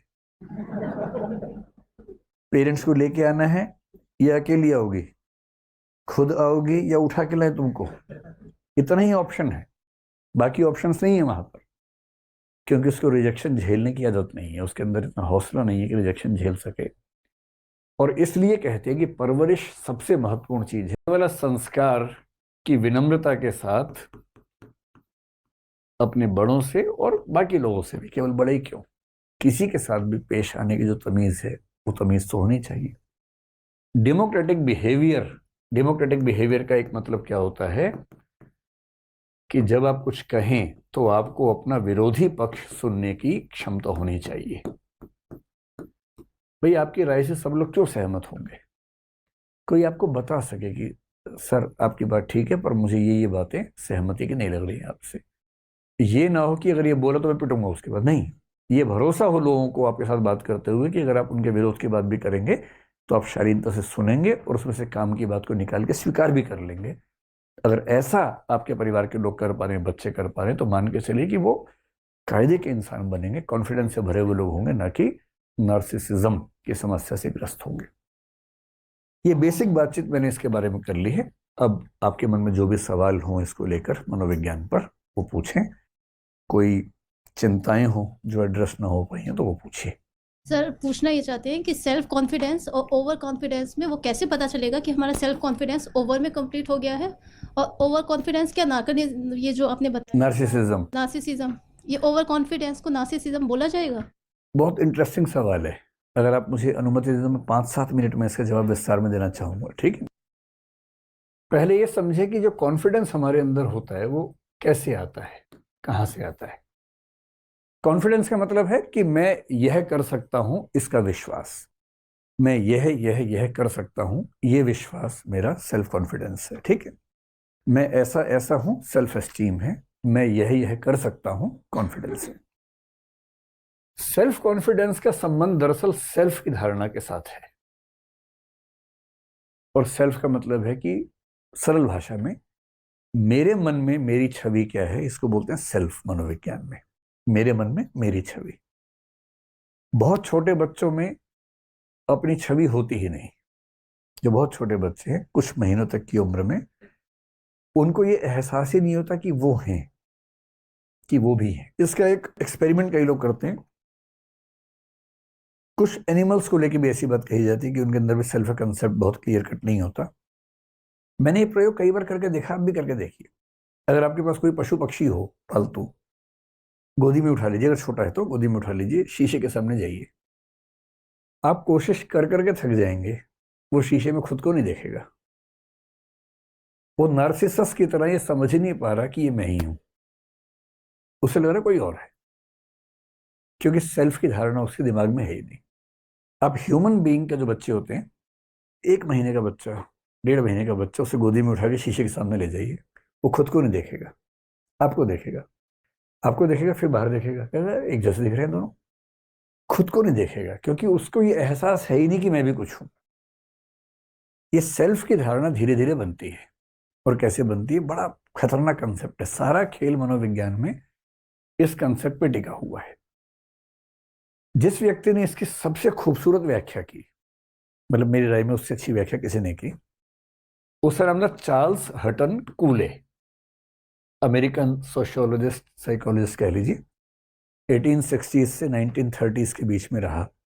और ठीक इसी समय में एक व्यक्ति और रहा अमेरिका में ही, जिसको हम बोलते हैं George Herbert Mead. George Herbert Mead.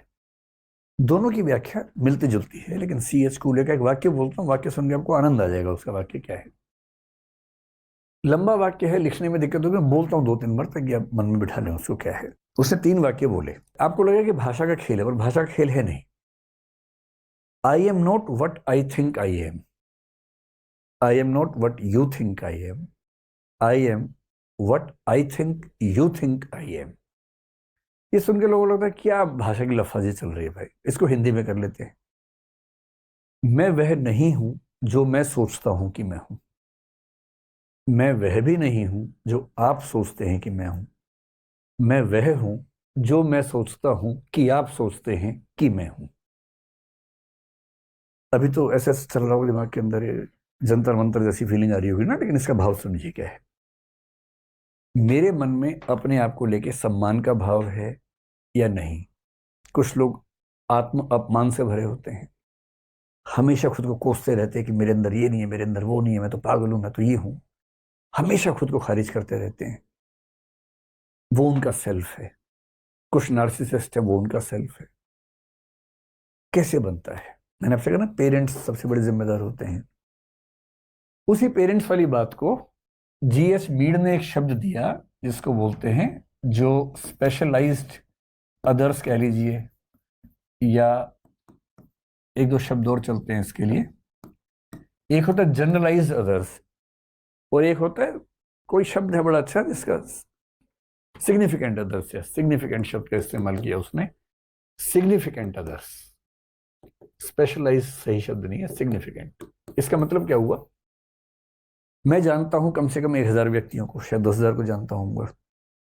किसी से ऐसी परिचय है, कोई मेरे पड़ोस में रहता है, सामने दिख गया कभी। मेरे बहुत सारे स्टूडेंट्स हैं, मैं चेहरे से उनको जानता हूँ, पर मेरी जिंदगी पे उनका प्रभाव बहुत कम है। कुछ लोग मेरे जीवन में ऐसे हैं, आपके जीवन में भी ऐसे होंगे, जिनका आप पर प्रभाव बहुत ज्यादा होगा। उनको बोलते हैं सिग्निफिकेंट अदर्स, G.S. मीड की भाषा में। ये सिग्निफिकेंट अदर्स आपका सेल्फ का कंसेप्ट क्रिएट करते हैं। कैसे? आप अपना कंसेप्ट कैसे बनाते हैं, उन 3 लाइनों को समझेंगे। पहला, मैं वह नहीं हूं जो मैं सोचता हूं कि मैं हूं, यानी मेरा सेल्फ का कंसेप्ट मेरी चाहत से नहीं बनता। मैं अपने बारे में कुछ भी सोचता रहूं तो मेरा सेल्फ का कंसेप्ट वैसा बनेगा नहीं। वो नाटक बेशक करता रहूं मैं, बनेगा नहीं। आप मेरे बारे में क्या सोचते, मुझे फर्क ही नहीं पड़ता इस बात से। फर्क पड़ता है, लेकिन जो कहना चाह रहे हैं कूले, वो दरअसल इससे फर्क नहीं पड़ रहा कि आप क्या सोचते हैं। फर्क इससे से पड़ता है, मुझे क्या लगता है कि आप मेरे बारे में क्या सोच रहे हैं। बड़े खतरनाक बात है। मैं आपको एक एग्जांपल से बात समझाता हूँ। एक बार मुझे एक ध्यान है, होली की शाम को कवि सम्मेलन चल रहा था। जब मैं स्टूडेंट था तो हम ये सब हरकतें करते थे होली की शाम को, मैं भी उसमें रहता था। 20-30 दोस्त होते थे, लोग अपनी कविताएं पढ़ते थे, तालियां बजाते थे। अब उसमें एक लड़का था, बहुत ही रद्दी किस्म की कविता लिखता था। उसे बिल्कुल कविता लिखनी नहीं आती थी। आती हमें भी नहीं थी, पर हम कहते थे कि हमें नहीं आती, तो हम नहीं गाते थे। उसको आती नहीं थी, पर उसको लगता था कि आती है। ये सेल्फ का कंसेप्ट बिगड़ा हुआ था। अब उसने एक घटिया सी कविता सुनाई सबके सामने, बहुत ही घटिया सी कविता। आप इमेजिन कर लीजिए कुछ भी। अब उसने एक लाइन बोली, जैसे जैसे कुछ हम ज्यूम कर लें कि आज मैं होली खेल रहा था, ठीक है, सामान्य सी बात है। लेकिन लोग मजे लेने वाले बैठे थे, उन्होंने कहा वाह क्या बात कही है, वाह, अरे वाह वाह, फिर से बोलिए, फिर से बोलिए, फिर कहिए, वाह क्या, सुभान अल्लाह, सुभान अल्लाह, ये सब करने लग गए। अच्छा, बाकी सबको पता है कि मजाक चल रहा है, सब मुंह दबा के हंस भी रहे हैं। उस बेचारे को समझ नहीं आ रहा कि मजाक चल रहा है, और उसको लग रहा है कि इतनी घातक बात लिख दी मैंने, जबकि लिखा क्या है, आज मैं होली खेल रहा था। अच्छा, मजाक उड़ाने वाले भी ना सीरियस मुंह बना के मजाक उड़ा रहे हैं, सब समझ रहे हैं मजाक चल रहा है, एक वही नहीं समझ रहा। तो फिर उसने शर्माते हुए कहा, अच्छा आप कह रहे तो फिर से सुनाते हैं, आज मैं होली खेल रहा था, वाह वाह वाह, फिर क्या हुआ, फिर क्या हुआ। अब उसने ऐसे 3-4 लाइन सुनाई जिससे कोई वैल्यू नहीं थी कविता के रूप में, पर जब वो मन से उतरा, इतनी तालियां पीटी सब लोगों ने, इतनी तालियां, नहीं एक बार फिर सुनाइए, फिर सुनाइए, हम लिखेंगे, आप सुनाइए, हम लिखेंगे इसको, हम घर पे भेजेंगे, ये सब करने लग गए। वो बेचारा सुना रहा है, सब लोग नोट नोट कोई नहीं कर रहा है, ऐसे पेन घिमा रहे हैं, ऐसे ऐसे काटे पीटे बना रहे हैं, सिर्फ दिखाने के लिए कि हम क्या कर रहे हैं। और अंत में उसे खूब तालियां बजा के कुछ पुरस्कार दे दिया, आपको प्रथम पुरस्कार आपको दिया जाता है। अब जब वो चला गया, सब ठहाके मार रहे हैं, कैसा पागल आदमी है। और वो जिस भाव से गया है, वो सिकंदर समझ रहा खुद को कि मुझसे अच्छा कभी कोई नहीं है।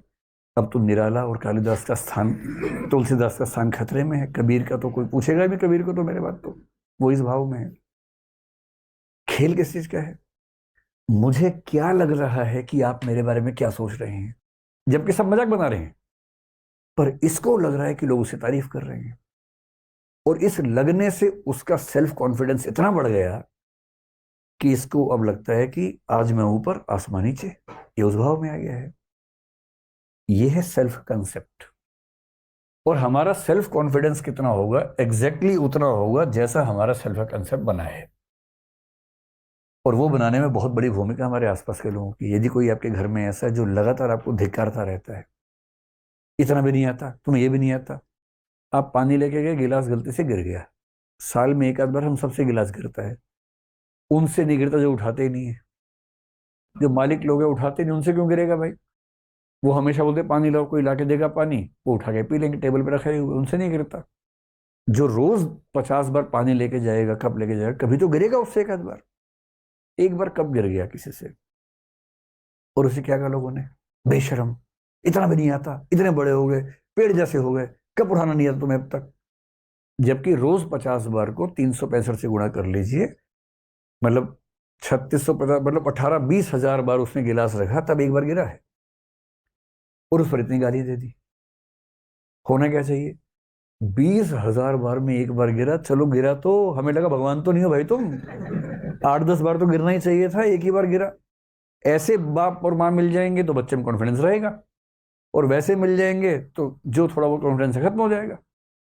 इसलिए आपके सिग्निफिकेंट अदर्स आपकी चीजों पर कैसे रिएक्ट करते हैं, कैसा एहसास दिलाते हैं, इस सबसे तय होता है आपका कॉन्फिडेंस। अब सेल्फ कॉन्फिडेंस में एक स्थिति होती है अंडर कॉन्फिडेंस की, एक होती है ओवर कॉन्फिडेंस की, और एक होती है रीजनेबल कॉन्फिडेंस की।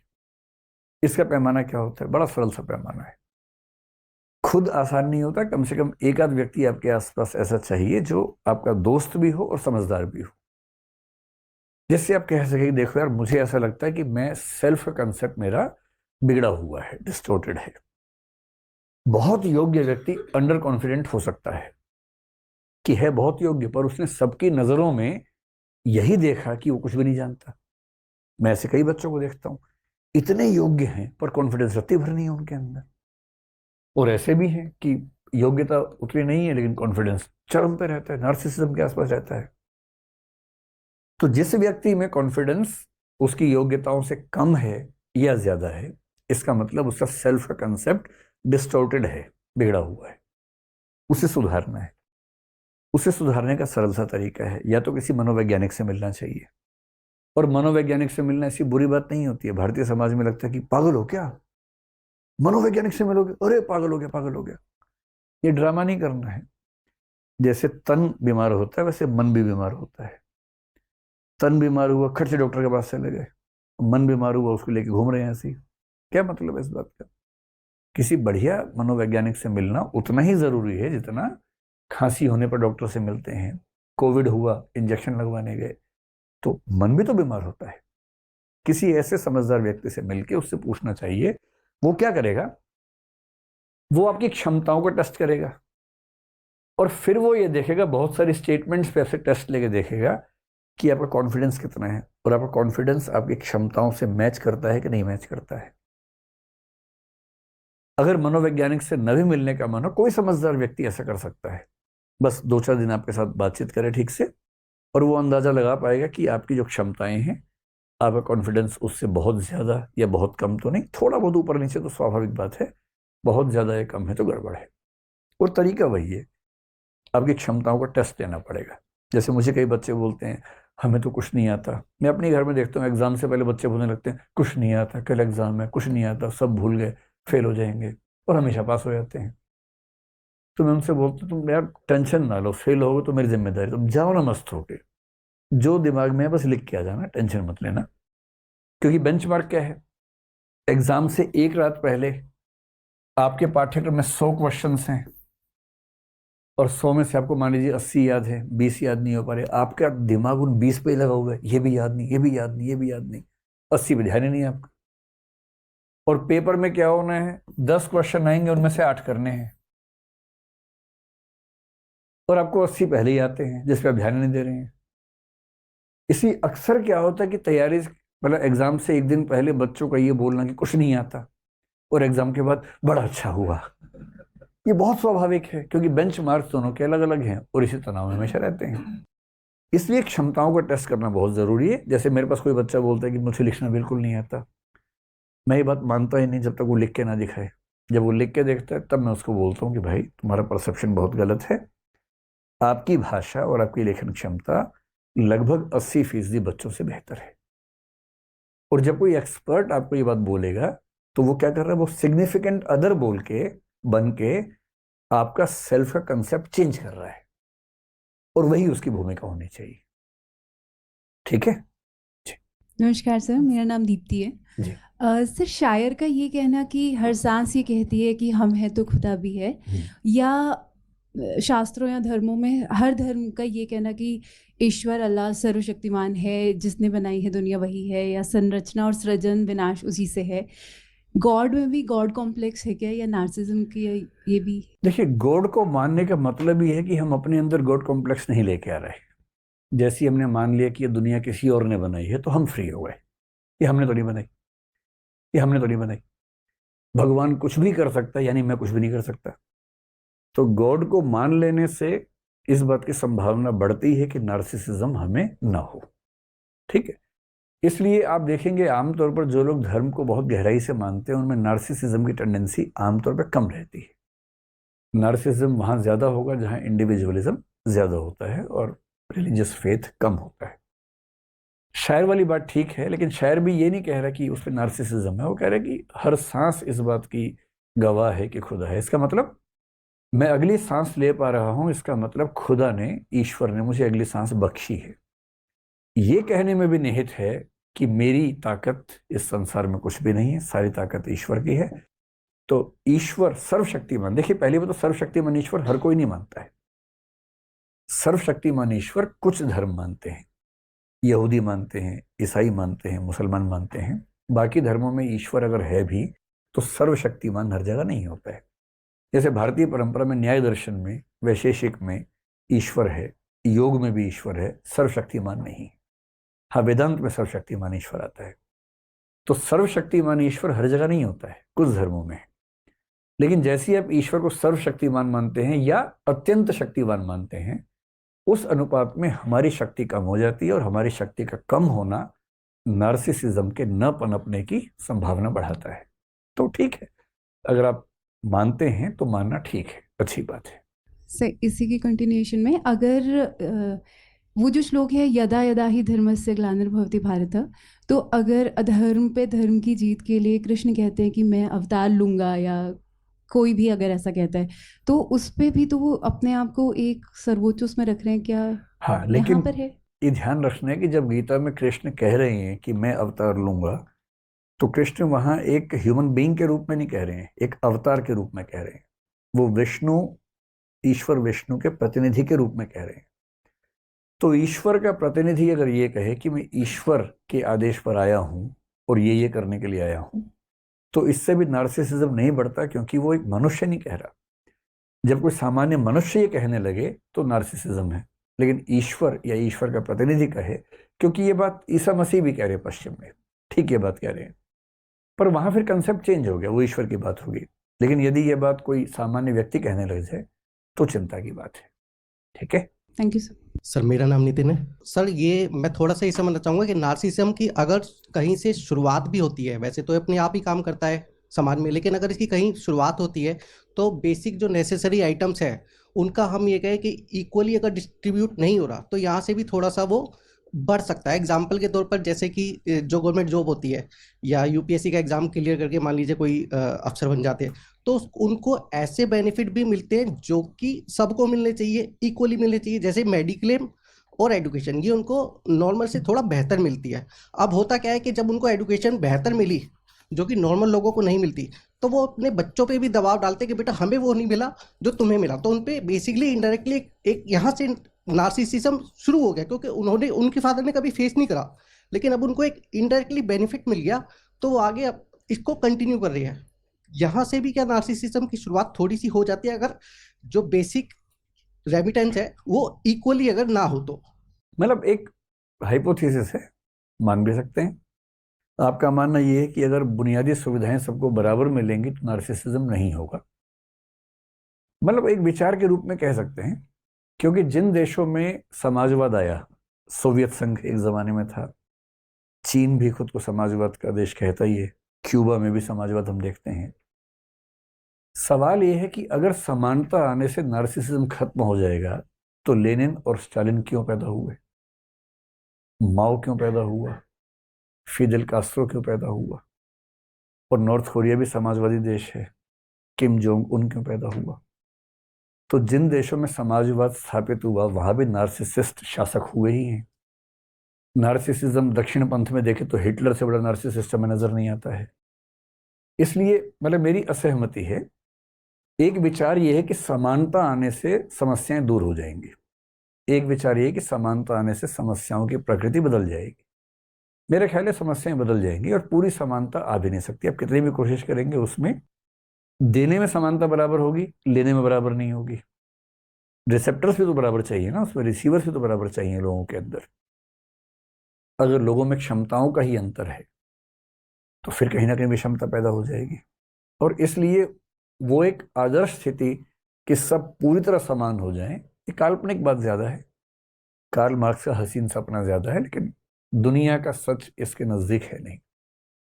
मार्क्सवाद में, समाजवाद में सबसे बड़ी कमी है कि उसने मनोविज्ञान के पक्ष को बहुत गौण समझा, जबकि मनोविज्ञान गौण है नहीं, बहुत महत्वपूर्ण है। और मनोविज्ञान का एक पक्ष ये भी है कि हर व्यक्ति से अंतर होते हैं, अंतराल होते हैं, गैप्स होते हैं। आप उन्हें खारिज करके पूरी दुनिया पर एक व्याख्या लाद देंगे और चाहेंगे कि वैसा हो जाए तो आसान नहीं है। इसलिए ये ठीक है कि एक समता मूलक समाज में नार्सिसिज्म की संभावना कम होगी, यहां तक बात समझ में आती है। लेकिन ये मान लेना कि एक समता मूलक समाज में नार्सिसिस्ट कोई होगा ही नहीं, मेरे ख्याल से ऐसा नहीं है। वहां भी होंगे, क्योंकि मनोवैज्ञानिक अंतर तो बने ही रहेंगे ना उसके बाद भी, भौतिक ना भी रहे तो। सर मेरा नाम रोहित गुप्ता है, मैं दिल्ली से ही हूँ। मेरा प्रश्न ये है सर, सोशल मीडिया का इम्पैक्ट बच्चों में तो है, हम में तो है, बट जो हमारे बड़े हैं उनमें भी अब बहुत ज़्यादा हो गया है। हाँ। तो जैसे हमारे घर में स्मार्ट टीवी है, तो जब से वाईफाई लगा है और वो यूट्यूब उस पर आया है, तो मेरी मम्मी बहुत ज़्यादा इमोशनल है, बहुत माएँ होती हैं। तो वो बहुत ज़्यादा, जैसे अभी आपने बताया था कि स्पिरिचुअल जो नार्सिज्म है वो बहुत ज़्यादा उस यूट्यूब के थ्रू, उस चीज़ों से शॉर्ट्स वीडियो बहुत ज़्यादा फैल रहे हैं, वो उस पर ज्यादा बहुत ज़्यादा देखती होंगे ना, वही तो नहीं- उनके थोड़े चैनल चेंज कर दो बस, बाकी सब मैंने बढ़िया वही किया। तो उन चीज़ों को समझाया, बताया, यहाँ तक कि मैंने चैनल चेंज किए, जैसे आपकी चीज़ें दिखानी शुरू की, कई चीज़ें फ़र्क पड़ता है। लेकिन फिर भी सर वो चीज़ें उस तरीके से नहीं हो पाती। तो क्या सॉल्यूशन होना चाहिए कि एक इमोशनल व्यक्ति को, हमसे बड़े को, उनको कैसे समझाया जाए? पहली बात तो ना, जो वरिष्ठ नागरिक हैं उनके लिए सोशल मीडिया वरदान ज्यादा है, अभिशाप कम है। मैं तो सबके लिए ऐसा मानता हूँ, लेकिन मैं ये कहता हूँ कि उसकी लिमिट्स होनी चाहिए। देखो, जो बड़ी उम्र के लोग हैं, आपकी मम्मी हैं, पापा हैं, अगर रिटायर्ड हैं तो उनके सामने सबसे बड़ा संकट है पूरा दिन कैसे गुजारें। बुजुर्ग व्यक्ति के जीवन में क्या संकट है? एक आर्थिक संकट होता है जिसका समाधान कई लोग कर लेते हैं, पेंशन है या उन्होंने पहले से व्यवस्था कर ली है या बच्चे कर रहे हैं। एक सामाजिक संकट होता है कि वो उनके पास एक सर्कल नहीं है। किसी किसी घर में, जॉइंट फैमिली में ये दुख भी नहीं होता है, बड़े शहरों में तो ये बड़ा दुख है कि समाज ही नहीं है। तो वो सुबह शाम मंदिर चले गए, उनके लिए मंदिर आध्यात्मिक कम है, सामाजिक स्थान ज्यादा है, क्योंकि वहाँ एक पूरा ग्रुप मिलता है, खूब बातें होती हैं, हंसी होता है, मजाक होता है, भजन हुए, भजन गाने में जो ऊर्जा खर्च हुई उसमें मजा आया। तो मैं तो अक्सर ही कहता हूँ कि धर्म एक सामाजिक मामला ज्यादा है, आध्यात्मिक मामला कम है। आध्यात्मिकता की चाशनी में रखते हैं ताकि लोगों को ऐसा लगे, लेकिन उसके मूल जो उसके लाभ हैं वो सामाजिक ज्यादा है। लेकिन सुबह शाम एक एक घंटा मंदिर जाने के बाद बाकी 24 घंटे उनकी नींद भी कम होती है उस उम्र में, 6 घंटे सुबह के, 8 घंटे, बाकी 16 घंटे कैसे गुजारें। इसलिए बूढ़े लोगों के सामने, बूढ़े मतलब 50 के ऊपर कुछ ही मान लीजिए, उनके सामने सबसे बड़ा संकट है कि अपना समय कैसे गुजारें। बड़ा मुश्किल होता है।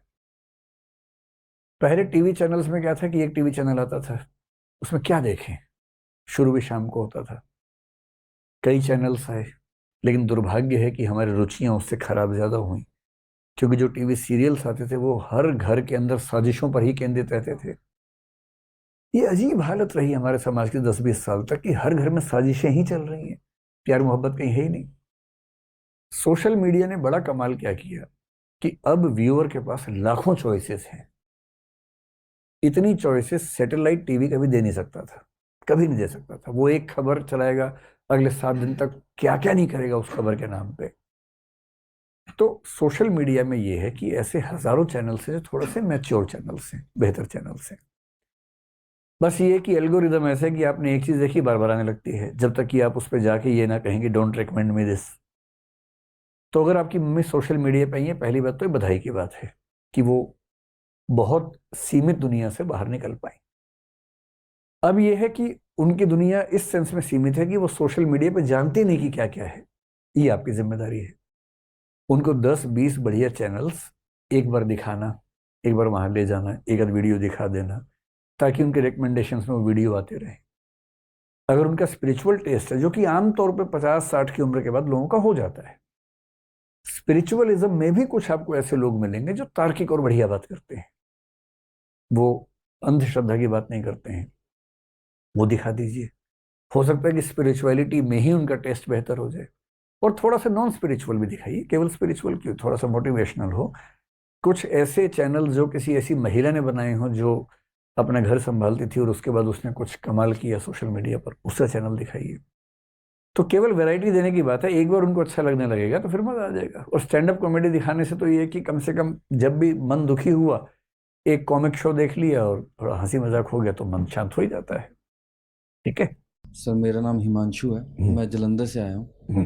प्रश्न को छोटा रखूंगा ताकि दूसरों को भी मौका मिले। क्या बात है। तो सर, मैं ये समझना चाह रहा हूँ कि भीड़ जो है वो इमोशन से चलती है, तो भीड़ ही किसी भी देश का या किसी भी समाज का भविष्य भी तय करती है। तो हम ऐसा सामाजिक स्तर पे या शिक्षा के स्तर पे क्या कर सकते हैं कि हम जिंदा दिमाग पैदा करें जो भीड़ को एक सही दिशा दे, ताकि हम एक समृद्ध समाज का निर्माण कर पाएं। इसमें मैं आपकी समझ और आपकी राय जानना चाहता हूँ। अब एक छोटी सी सर बात आपके उत्तर से पहले, सॉरी आपको डिस्टर्ब करने के लिए। मैंने डॉक्टर विकास दिव्य कीर्ति को 2020 में सुनना शुरू किया था। मैं ही हूँ, पता है ना। मुझे पता है सर आप ही हैं, लेकिन थोड़ा सा कम्युनिकेशन आपसे सीखने के बाद तो मुझे लगा कि इस तरह से बात को रखा जाए तो ज्यादा बेहतर है। उससे पहले मैं तार्किक व्यक्ति, मैं समझता हूँ, मेरी समझ में, लिमिटेड समझ में, कि मैं तार्किक व्यक्ति हूँ, लेकिन मैं अग्रेसिव भी था। तो उससे क्या होता था कि जब मैं अपने तर्क अग्रेसिवनेस के साथ रखता था तो उसका मूल्य कोई नहीं रहता था, क्योंकि मैंने आपसे ये सीखा कि कम्युनिकेशन बहुत जरूरी है। तो मैं अब आपको सुनने के बाद अपने में ये बदलाव महसूस करता हूँ। मैंने इस चीज़ को ख़त्म किया है और इसकी पुष्टि मेरी माता ने की है कि तुम में ये बदलाव है। तो आने से पहले माता ने कहा था यदि सर से डायरेक्ट शास्त्रकार हो तो आपने सर को मेरा धन्यवाद देना है। तो माता की तरफ से आपको धन्यवाद, मेरी तरफ से उनको भी धन्यवाद दे दीजिएगा। ठीक है। वैसे भी एग्रेसिव होना ना बेवकूफ़ी है, कोई मतलब है नहीं एग्रेसिव होने का। अगर आपके विचार में सच में दम है तो पहुंच ही जाएगा। चिल्लाने से क्या होगा, चीखें चिल्लाने से, है ना। लेकिन आपका जो प्रश्न है भीड़ वाला, देखिए 3 शब्द हैं। एक शब्द है कलेक्टिविटी, एक शब्द होता है क्राउड, एक शब्द होता है मॉब। जब बहुत सारे लोग एक साथ हों हम उसको बोलते हैं कलेक्टिविटी। जब उसमें थोड़ा सा अंधापन आने लगे, इमोशंस हावी होने लगे, तो वो क्राउड हो जाता है। क्राउड के लिए आमतौर पर भीड़ हम कह देते हैं। और जब ये भावनाओं में एकदम अंधी हो जाए तो इसको मॉब बोलते हैं। इससे लिंचिंग जब भी होती है वो क्राउड लिंचिंग नहीं होती, मॉब लिंचिंग होती है, क्योंकि मॉब पागल हो चुकी है। और भीड़ के साथ दिक्कत क्या है, वो लोग इमोशन से फटे हुए लोग हैं। उस समय बारूद है, वो एक चिंगारी देनी है और बम फट जाएगा। और जो लोग मॉब बनाते हैं वही चिंगारी देते हैं उसके बाद। और वो बेचारे लोग समझ नहीं पाते कि उनको इस्तेमाल किया गया उसके अंदर। कोशिश ये करनी है कि एक अच्छा समाज, जब व्यक्ति इंडिविजुअल से कलेक्टिविटी की ओर जाए, अपना विवेक साथ में लेके जाए और कोई उसको भड़का के क्राउड में या मॉब में कन्वर्ट ना कर सके।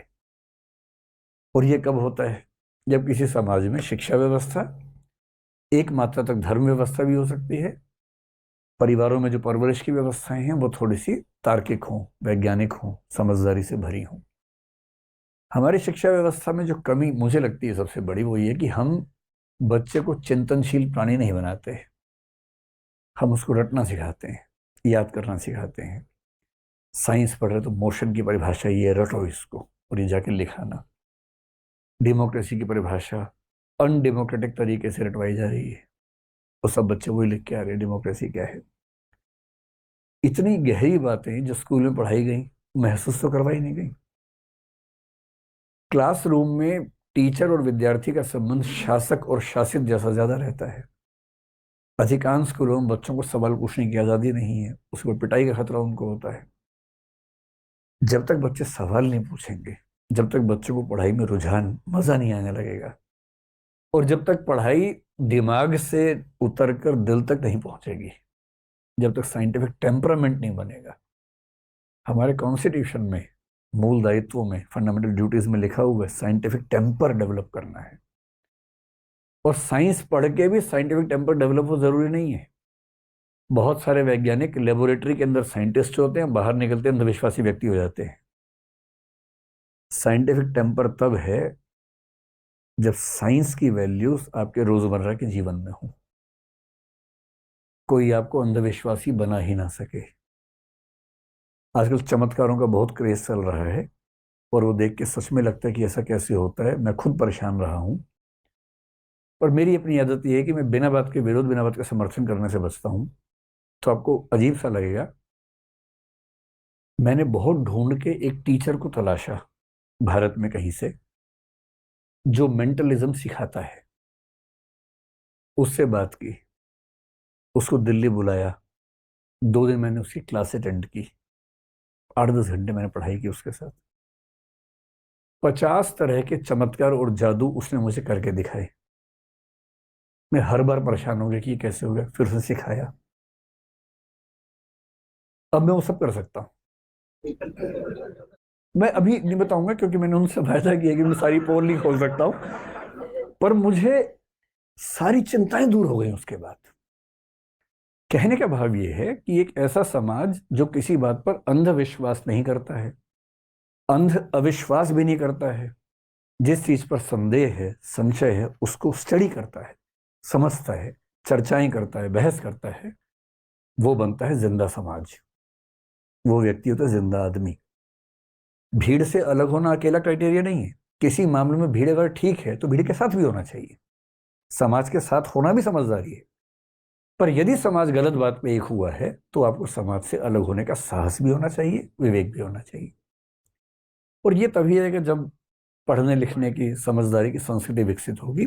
और ये तब होती है जब सरकार शिक्षा पे बजट भी अपना बढ़ाए, ऐसे टीचर्स को भी तलाशे। और सबसे बड़ी बात, एक टीचर बनना समाज में सपना जिस दिन बन गया। अभी देश के सबसे योग्य लोग क्या बनना चाहते हैं? उनको आईआईटी करना है, एम्स करना है, डॉक्टर बनना है, इंजीनियर बनना है, एमबीए करना है, कंपनियां चलानी है, आईएएस बनना है, आईपीएस बनना है। देश के सबसे समझदार व्यक्ति को टीचर नहीं बनना है। और जिस दिन देश के सबसे योग्य लोग टीचर बनने की जिद कर लेंगे, समाज बदल जाएगा। वो कब होगा? जब टीचर को सुविधाएं और सम्मान इतना मिले। अमेरिका जैसे देशों में, इंग्लैंड जैसे देशों में आपको पता है, डॉक्टर इंजीनियर से ज्यादा वेतन और सम्मान टीचर्स का होता है, इसलिए वहां पढ़ाई की वैल्यू है। यहाँ टीचर वो बनता है जो कुछ नहीं बन पाया। हम लोग मजाक में कहते हैं कि टीचर और फटीचर में अंतर ही नहीं होता यहाँ पर। तो जिस दिन शिक्षा, अध्यापक, इन सब का सम्मान ठीक से होने लगेगा, कल्चर बदलेगी, कल्चर ऑफ लर्निंग बदलेगी देश में। और उसके 20-50 साल बाद आपको समाज वैसा नजर आएगा जो मुद्दों पर सोचता है, समझता है, न कि बह जाता है। लंबा समय लगेगा, 2 दिन की बात नहीं है। ठीक है। नमस्ते सर। सर सवाल ये था कि जी। कूली और मीड की बातें पढ़ने सुनने के बाद दिमाग ये खराब हो जाता है कि मैं वो नहीं हूँ जो मैं सोच रहा हूँ, मैं वो भी नहीं हूँ जो आप सोच रहे हैं, तो मैं तो वो हूँ जो आप सोच रहे हैं जो मैं हूँ। नहीं, जो आप सोच रहे हैं कि आप मैं सोच सोच रहा रहे हूँ। हैं कि मैं सोच रहा हाँ। हूँ। तो सर इसमें सवाल ये उठता है कि मैं हूँ कौन? तो आइडिया ये है कि क्या नार्सिसिज्म एक तरह से इस चीज का, ये जो अब हम साइकोलॉजी से थोड़ा सा दर्शन की तरफ चले गए हैं, क्या नार्सिसिज्म इस चीज के लिए थोड़ा सा महत्वपूर्ण साबित हो सकता है कि इंसान किसी भी चीज को लेके अपनी एक आइडेंटिटी, अपनी एक अस्मिता खुद क्रिएट करे, खुद अपने आप अंदर में उत्पन्न करे? जैसे रियलिटी के भी अलग अलग वर्जन्स हमारे सामने बताए जाते हैं कि मेरी रियलिटी जो है, जो मैं समझ रहा हूँ, आप मुझे कितना जानते हैं, वो मेरा वर्जन है, तो मेरा असली वर्जन कहाँ है? तो नार्सिसिज्म क्या इसकी कोई की है? मतलब इसमें जो आपके प्रश्न है ना, पहला और तीसरा दोनों एक ही है कि दरअसल मैं हूं कौन, है ना। मेरे वर्जन्स एक मेरे मन में है, किसी और के मन में है, दरअसल सही वर्जन कौन सा है? इसमें समस्या दरअसल ये है कि आप मान के चल रहे हैं कि एक ऑब्जेक्टिव वर्जन होना ही चाहिए। मूल समस्या यही है ही नहीं। आप एक निश्चित व्यक्ति के रूप में डिफाइन किए जा सकने वाली वस्तु नहीं है। मैं क्यों मान लूं कि मुझे डिफाइन किया जा सकता है पूरी तरह से ऑब्जेक्टिवली? नहीं कर सकते मुझे कोई डिफाइन। मेरी नजर में मेरा परसेप्शन आज जो है, कल वो नहीं था, कल फिर वो नहीं रहेगा, वो भी चेंज होता रहता है। आपकी नजर में मेरा परसेप्शन चेंज होता रहेगा। मान लीजिए कि मैं 100 में से 99 स्थितियों में बहुत शांत रहता हूं, एक स्थिति में बहुत गुस्सा मुझे आ गया, संयोग से 3 व्यक्तियों ने जीवन में मुझे उसी एक क्षण में देखा और वो अपने घर जाके क्या बोले, बड़ा गुस्सैल आदमी है, जबकि वो मेरे 100 में से एक स्थिति थी। ऐसे हजारों परसेप्शंस मेरे बारे में हैं, मेरे अपने परसेप्शंस मेरे बारे में हैं। मैं ये जिद क्यों ठानूं कि मेरे बारे में एक निश्चित परसेप्शन या निश्चित रियलिटी होनी ही चाहिए? इसको मनोविज्ञान में आजकल बोलते हैं कि फ्लूइड आइडेंटिटी है। हम सबकी आइडेंटिटी फ्लूइड है, तरल है, कुछ नहीं है। पानी को गिलास में डालेंगे तो गिलास जैसा हो जाएगा, कटोरी में डालेंगे तो कटोरी जैसा हो जाएगा। तो हम सबका जो मैं है वो फ्लूइड है, फिक्स नहीं है। दूसरा जब आप कह रहे हैं कि मैं हूं कौन, यहां मैं का मतलब, जो मैं है उसके 2 मतलब होते हैं। मनोविज्ञान में या साइकोलॉजी में मैं का मतलब छवि से है। जो हम सेल्फ की धारणा कहते हैं, इसका मतलब मेरे मन में मेरी छवि क्या है। और दर्शन में मैं का मतलब होता है कि सत्ता या एग्जिस्टेंस, कि अगर मैं कहता हूं कि मैं हूं तो मैं का मतलब क्या? शरीर तो मर जाता है, और अगर शरीर ही मैं है तो पहले मैं इतना सा था, इतना बड़ा हो गया, बाद में बूढ़ा हो जाऊंगा। जो चेंज हो रहा है इसमें से मैं कौन है? कहीं ऐसा तो नहीं कि शरीर नहीं, कोई स्थायी वस्तु अंदर है, आत्मा, वो मैं है। कई लोग ये मानते हैं कि मैं का मतलब आत्मा है। अब जो आत्मा भी नहीं मानते वो क्या माने? जैसे बुद्ध हैं, आत्मा भी नहीं मानते, या चार्वाक नहीं मानते, पश्चिम में कई लोग नहीं मानते। इस क्वेश्चन को फिलोसफी में कहते हैं the question of personal identity, कि एक व्यक्ति को जीवन भर एक व्यक्ति के रूप में क्यों जाना गया। मैं अपना नाम अगर बोलूं, आज से 30 या 40 साल पहले एक छोटा सा बच्चा था, उसका वही नाम था जो आज मेरा नाम है। ये कैसे हुआ कि एक बच्चा बड़ा हो गया लेकिन नाम वही है, जबकि एक ही सत्ता? कैसे माने इसको? एकदम अलग है, हुलिया हुलिया सब अलग हो गया। इस प्रॉब्लम का नाम पर्सनल आइडेंटिटी, और इसका जवाब दरअसल दुनिया में आज तक किसी के पास है नहीं।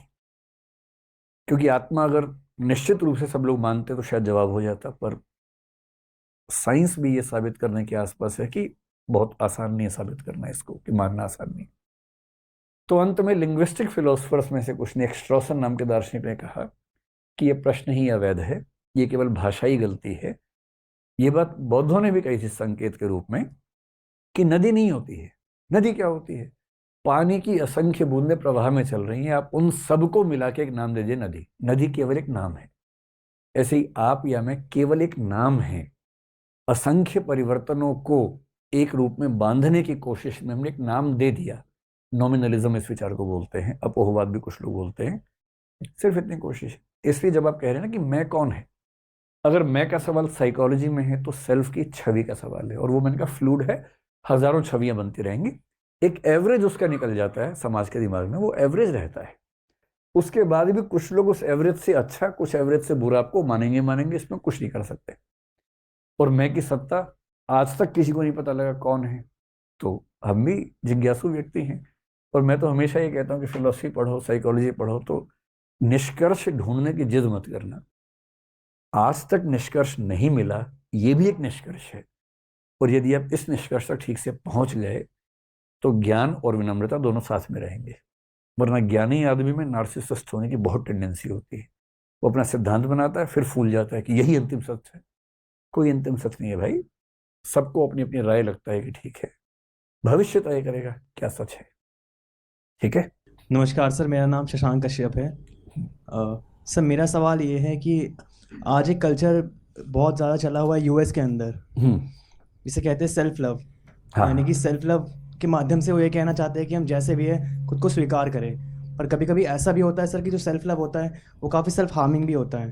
क्योंकि अगर कोई व्यक्ति, इसकी सेहत बहुत ज़्यादा ख़राब है, जो काफ़ी ज़्यादा ओबेसिटी का शिकार है, अगर वो इस बात को स्वीकारे ना कि वो ओबेसिटी का शिकार है, और वो ये मान के चले कि वो सेल्फ लव में अपने आप को जैसा है वो सही मान ले, तो ये भी तो सर गलत है। ठीक बात है। एक शब्द ये बता रहे हैं कि आजकल अमेरिका में एक मूवमेंट चल रहा है सेल्फ लव का। इस पे 2-3 शब्द और भी हैं। एक होता है सेल्फ एस्टीम, एक होता है सेल्फ एप्रिसिएशन, और एक होता है सेल्फ कॉन्फिडेंस। इन चारों में ना थोड़ा सा रिलेशनशिप भी हमें समझ में आनी चाहिए, तो कंफ्यूजन कम होते हैं उसके बाद। सेल्फ लव का मतलब तो ये होता है कि हम अपने आप से प्रेम करें, हम जैसे भी हैं। और ये बात सच में है कि प्रेम में थोड़ा सा अंधापन होता ही है। जब आप किसी से प्यार करते हैं तो उस समय बहुत विवेकशील निगाह से उसको देखने की क्षमता हमारे अंदर कम हो जाती है। सेल्फ एस्टीम बेहतर शब्द है। अगर आप मुझसे पूछें तो मैं कहूँगा सेल्फ लव के बदले सेल्फ एस्टीम पर फोकस ज़्यादा होना चाहिए। सेल्फ एस्टीम का मतलब ये होता है आत्मसम्मान के नज़दीक है, सेल्फ रिस्पेक्ट के नज़दीक है। इसका मतलब ये हुआ कि मैं जो हूँ उसे मैं सहजता से स्वीकार कर सकूं।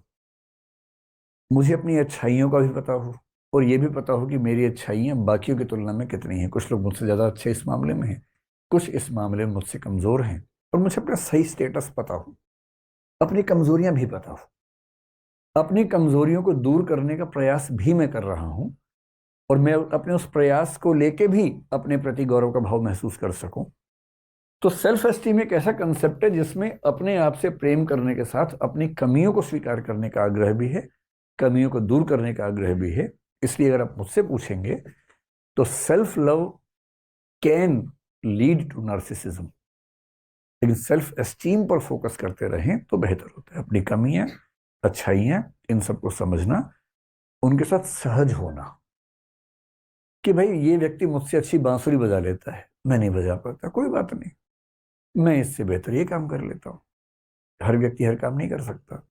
तो अपनी अच्छाइयों और कमियों के टोटलिटी के साथ सहज होना और उसे बेहतर करने की कोशिश करते रहना, सेल्फ इंप्रूवमेंट करते रहना, वो ज़्यादा अच्छा तरीका है। तो मैं आपसे सहमत हूँ कि सेल्फ लव में घातक स्थितियाँ हो सकती हैं। लेकिन बॉडी शेमिंग आजकल एक नया शब्द चल पड़ा है पश्चिम में, कि अगर कोई व्यक्ति मोटा है, मान लीजिए छोटा है, मतलब उसके शरीर में कुछ भी ऐसा है जो सामान्य दिखने वाले व्यक्तियों से अलग है, तो उसे उसके लिए शर्मिंदा करना अच्छी बात नहीं है। लेकिन यदि मेरे शरीर में कोई व्याधि है, बीमारी है, जिसको मैं ठीक कर सकता हूँ, और यदि मुझे उसके लिए भी कोई नहीं टोक रहा है तो चिंता की बात है। अगर कोई बच्चा मोटा है, अगर कोई बच्चा मेहनत कम करता है और पेरेंट्स थोड़ा बहुत टोक रहे हैं, तो ये बॉडी शेमिंग का मामला नहीं है, ये उसको प्रेरित करने का मामला है। उतना तो होना चाहिए। लेकिन यदि मान लीजिए कोई व्यक्ति बहुत मोटा है इसलिए कि उसके हार्मोन्स का बैलेंस बिगड़ा हुआ है, उसके हाथ में नहीं है, तब वो फिर आलोचना का विषय नहीं होना चाहिए। उसकी निजता का सम्मान पूरा होना चाहिए उस समय। और हम लोग इस मामले में थोड़ा अभी कमजोर समाज कई बार बनते हैं। हमारे यहाँ जो दिव्यांग लोग हैं उनका मजाक बनाया जाता है। अगर कोई व्यक्ति नहीं देख पा रहा है और आप उसको गलत भाषा से बुला रहे हैं, कोई व्यक्ति एक पैर उसका ठीक नहीं है, उसको आप गलत शब्द से बुला रहे हैं, तो एक तो वो पहले ही बेचारा पीड़ित है, ऊपर से आपकी भाषा उसको लहूलुहान करती है। ये बॉडी शेमिंग के गंदे उदाहरण हैं जो हमारे समाज में भी ठीक ठाक दिखते हैं। ठीक है सर, मेरा नाम क्षितिज है। सर, मेरे 2 सवाल हैं। एक तो है कि आजकल सोशल मीडिया, स्पेसिफिकली मैं स्पेसिफिक बोलता हूँ, सेल्फी कितना इस नार्सिसिस्ट टेंडेंसी को बढ़ाता है। और दूसरा, पश्चिम की सभ्यता में मैंने एक 5-6 महीने पहले एक बुक पढ़ी थी जोनाथन हाइट की, the codling of American mind. वहाँ पे उन्होंने बोला है कि आजकल उनके एजुकेशनल इंस्टीट्यूशंस है ना, वो भी इस टेंडेंसी को बढ़ाती है। वहाँ पे सेफ स्पेस, ट्रिगर वार्निंग होती है। तो भारतीय एजुकेशन सिस्टम कितनी इम्यून है, कितना ये कर सकती है और कितना ये स्टार्ट हो गया है? आपका पहला सवाल है कि सेल्फी कल्चर इस चीज के लिए कितनी जिम्मेदार है। मतलब तकनीक जब आगे आती है तो उसके फायदे नुकसान दोनों होते ही हैं। हर तकनीक के साथ ये होता है। अब जैसे आर्टिफिशियल इंटेलिजेंस आ रही है तो उस पर भी खूब बातें चल रही हैं कि फायदा क्या होगा, नुकसान क्या होगा ना, ऐसे इस पर भी है। जिस दिन कैमरा फोन के अंदर आ गया, फोन के अंदर वॉशिंग मशीन छोड़ के सब कुछ आ ही गया, और वो सब तो बाकी तो सब फोन ही कर लेता है। कैलकुलेटर से लेके गाना सुनना, हर चीज तो फोन पे ही आ गई। आजकल कैमरा भी आ गया। तो पहले कैमरा बनाने वाली कंपनियां खूब प्रॉफिटेबल थी। जिस दिन कैमरा फोन के अंदर घुसा उनका अस्तित्व खत्म हो गया। लंबे समय तक कैमरा फोन के पीछे की तरफ था, उससे आप दूसरों की फोटो खींच सकते थे, अपने नहीं आती थी। फिर कैमरा सामने भी आ गया। उस दिन से कंसेप्ट आया कि हम अपनी फोटो भी खींच सकते हैं, जो पहले के इतिहास में कभी नहीं था अपनी फोटो खींचने का कंसेप्ट। उसका नाम पड़ गया सेल्फी। तो कुछ लोगों को फोटो खींचने का बहुत शौक है तो खींचते हैं अपनी फोटो, इसमें अपने आप में दिक्कत यहां तक तो नहीं है। लेकिन सच ये है कि आजकल सेल्फी एक मनोरोग के स्तर तक पहुंच चुकी है। मैंने तो आज तक सेल्फी नहीं खींची, मुझे पता नहीं कैसे खींचते हैं, लेकिन मैं अपने आसपास जब देखता हूँ, बच्चों को भी देखता हूँ, मनोरोग की स्थिति तक मामला चला गया है। मतलब कई बार मैं देखता हूँ कोई वजह नहीं है, ऐसे कहीं खड़े होकर मुंह बना बना के टेढ़ा मेढ़ा फोटो खींच रहे हैं। शायद कहीं पोस्ट करते हो किसी को प्रभावित करने के लिए, लेकिन चिंता वाली बात तो है। और उससे ज्यादा घातक पता है क्या है? जैसे मेरा मिलना आजकल कई ऐसे लोगों से होता है जो अच्छे सफल लोग समाज के हैं। मुझे लगता है एक आध जगह मैंने शायद कोई फोटो खिंचवाई होगी अपने शौक से, क्योंकि मेरे घर के कुछ मेंबर्स ने कहा कि फोटो खिंचवा के ना वरना मानेंगे नहीं, तो मैंने खिंचवा ली एक आध फोटो। वरना मेरी टेंडेंसी फोटो खिंचवाने की नहीं होती, मेरे अंदर से इच्छा ही नहीं होती, अरुचि होती है फोटो खिंचवाने में। पर मैं आजकल एक खास चीज देख रहा हूं कि जैसे ही आप किसी सेलिब्रिटी को देखें आप खटाक से फोटो खिंचवाने लगते हैं। और वो एक प्रमाण पत्र की तरह है, केवल प्रमाण पत्र नहीं, वो एक विजिटिंग कार्ड की तरह यूज करते हैं हर जगह, ये दिखाने के देखो मैं इनको भी जानता हूं, मैं इनको भी जानता हूं, मैं इनको भी जानता हूं। और जब भी आप किसी सफल व्यक्ति के साथ फोटो खिंचवा रहे हैं, दरअसल आप ये घोषणा कर रहे हैं कि आप बहुत ही छोटे व्यक्ति हैं। क्यों जरूरत है आपको उस फोटो की? क्यों प्रमाण की जरूरत हमें है? क्यों इस बात का मन करता है कि मैं इनके साथ रहा हूं, मिला हूं? इसकी जरूरत क्यों पड़ती है? सेल्फी व्यक्ति को छोटा बनाती है, जो मेरी समझ है। और जिस सेल्फी में आप अकेले हैं वो आपको आत्ममुग्ध बना सकती है। ऊपर से फिल्टर्स यूज कर करके आप इतने सुंदर हो जाते जितने आप हैं नहीं दरअसल, कोई भी। तो मेरी व्यक्तिगत राय ये है कि सेल्फी एक लॉन्ग रन में घातक परंपरा हो सकती है, लेकिन इसका समाधान कोई नजर नहीं आ रहा। आप फोन बनाने वाली कंपनियों से ये कहेंगे कि फ्रंट कैमरा ना दो, ये अब शायद हो नहीं पाएगा, तो बहुत सामान्य चीज हो गई है, आदत का हिस्सा बन गई है। तो इसी उम्मीद पे चल रहा हूं मैं तो कि शायद 2, 4, 10, 20 साल में वो यूफोरिया कम होगा और लोग थोड़े सहज हो जाएंगे। दूसरी बात जो आपने कहा कि अमेरिका के एजुकेशन इंस्टीट्यूशंस में आजकल इस चीज को काफी बढ़ाया जा रहा है, ये बात ठीक है। निजता को बढ़ाना जरूरी है, निजता का अधिकार, पर्सनल स्पेस, पर्सनल चॉइसेस, इनको बढ़ाना जरूरी है। इनको बढ़ाते हुए भी ये एहसास करवाना कि दुनिया आपकी मुट्ठी में नहीं है, आप भगवान नहीं है, आप एक साधारण से इंसान हैं, ये होना जरूरी है। भारतीय समाज के सामने समस्या उतनी बड़ी नहीं है जितनी पश्चिम के सामने है, क्योंकि भारत में कलेक्टिविज्म का महत्व आज भी थोड़ा ज्यादा है, इंडिविजुअलिज्म का महत्व कम है। लेकिन बेंगलोर में, नोएडा की तरफ, गुड़गांव की तरफ जो साइबर सिटीज हैं, वहाँ ये समस्या बढ़ती हुई दिखेगी, क्योंकि वो लोग उस सामान्य भारतीय ढांचे से बाहर इंडिविजुअल कल्चर का हिस्सा बनते हैं। तो वहाँ ये समस्या आपको निकट भविष्य में ज़्यादा दिखेगी। इसलिए मैंने कुछ दिन पहले एक वीडियो में कहा था कि गुड़गांव में सबसे ज़्यादा युवा काम करते हैं, सबसे सफल लोग हैं, और वहीं स्टैंड अप कॉमेडी एक व्यवसाय है, क्योंकि हंसने के लिए भी आपको कोई किराए का व्यक्ति चाहिए जो हंसाएगा, क्योंकि आपकी ज़िंदगी में उतनी हंसी है ही नहीं। तो ये तो आएगा वहाँ पर भाई, ठीक है। नमस्ते सर, मेरा नाम शुभम है, मैं अलवर राजस्थान से हूँ। सर मैं आपको बहुत बहुत बधाई देना चाहता हूँ और आपको धन्यवाद कहना चाहता हूँ, क्योंकि सर मेरी समझ में अब तक केवल ऐसे शोज होता है जैसे डांस शोज हो गए या फिर म्यूजिक शो हो गए, स्टैंड अप शो हो गए, लेकिन शायद पहली बार ऐसा हो रहा है कि एक टीचर एक शो कर रहा है या एक टीचर एक कार्यक्रम कर रहा है और इतने सारे लोग दूर दूर से आए हुए हैं। तो सर बहुत बहुत धन्यवाद आपका कि आपने सर समाज के हम जैसे कुछ जिज्ञासु लोगों के लिए एक ऐसा मंच तैयार किया जहां पर हम अपनी जिज्ञासाएं शांत कर सकें। सर बहुत बहुत धन्यवाद आपका। शुक्रिया। और सर आपने एक बात बोली थी कि यूएसए में जैसा ऐसा हो रहा है कि टीचर्स का काफी सम्मान है, टीचर की सैलरी भी इंजीनियर्स डॉक्टर से ज्यादा है। सर मुझे लग रहा है कि भारत में भी ये समय काफी जल्दी आने वाला है आप जैसे टीचर्स की वजह से। आज है तो बढ़िया, और यदि मैं उसमें कुछ भूमिका निभा सकूं तो और अच्छी बात है। बढ़िया सर बहुत जल्दी आने वाला है। Thank you, thank you, thank you. चलिए इसके साथ ही समाप्त करते हैं आज का सेशन। बहुत बहुत धन्यवाद आप लोगों का।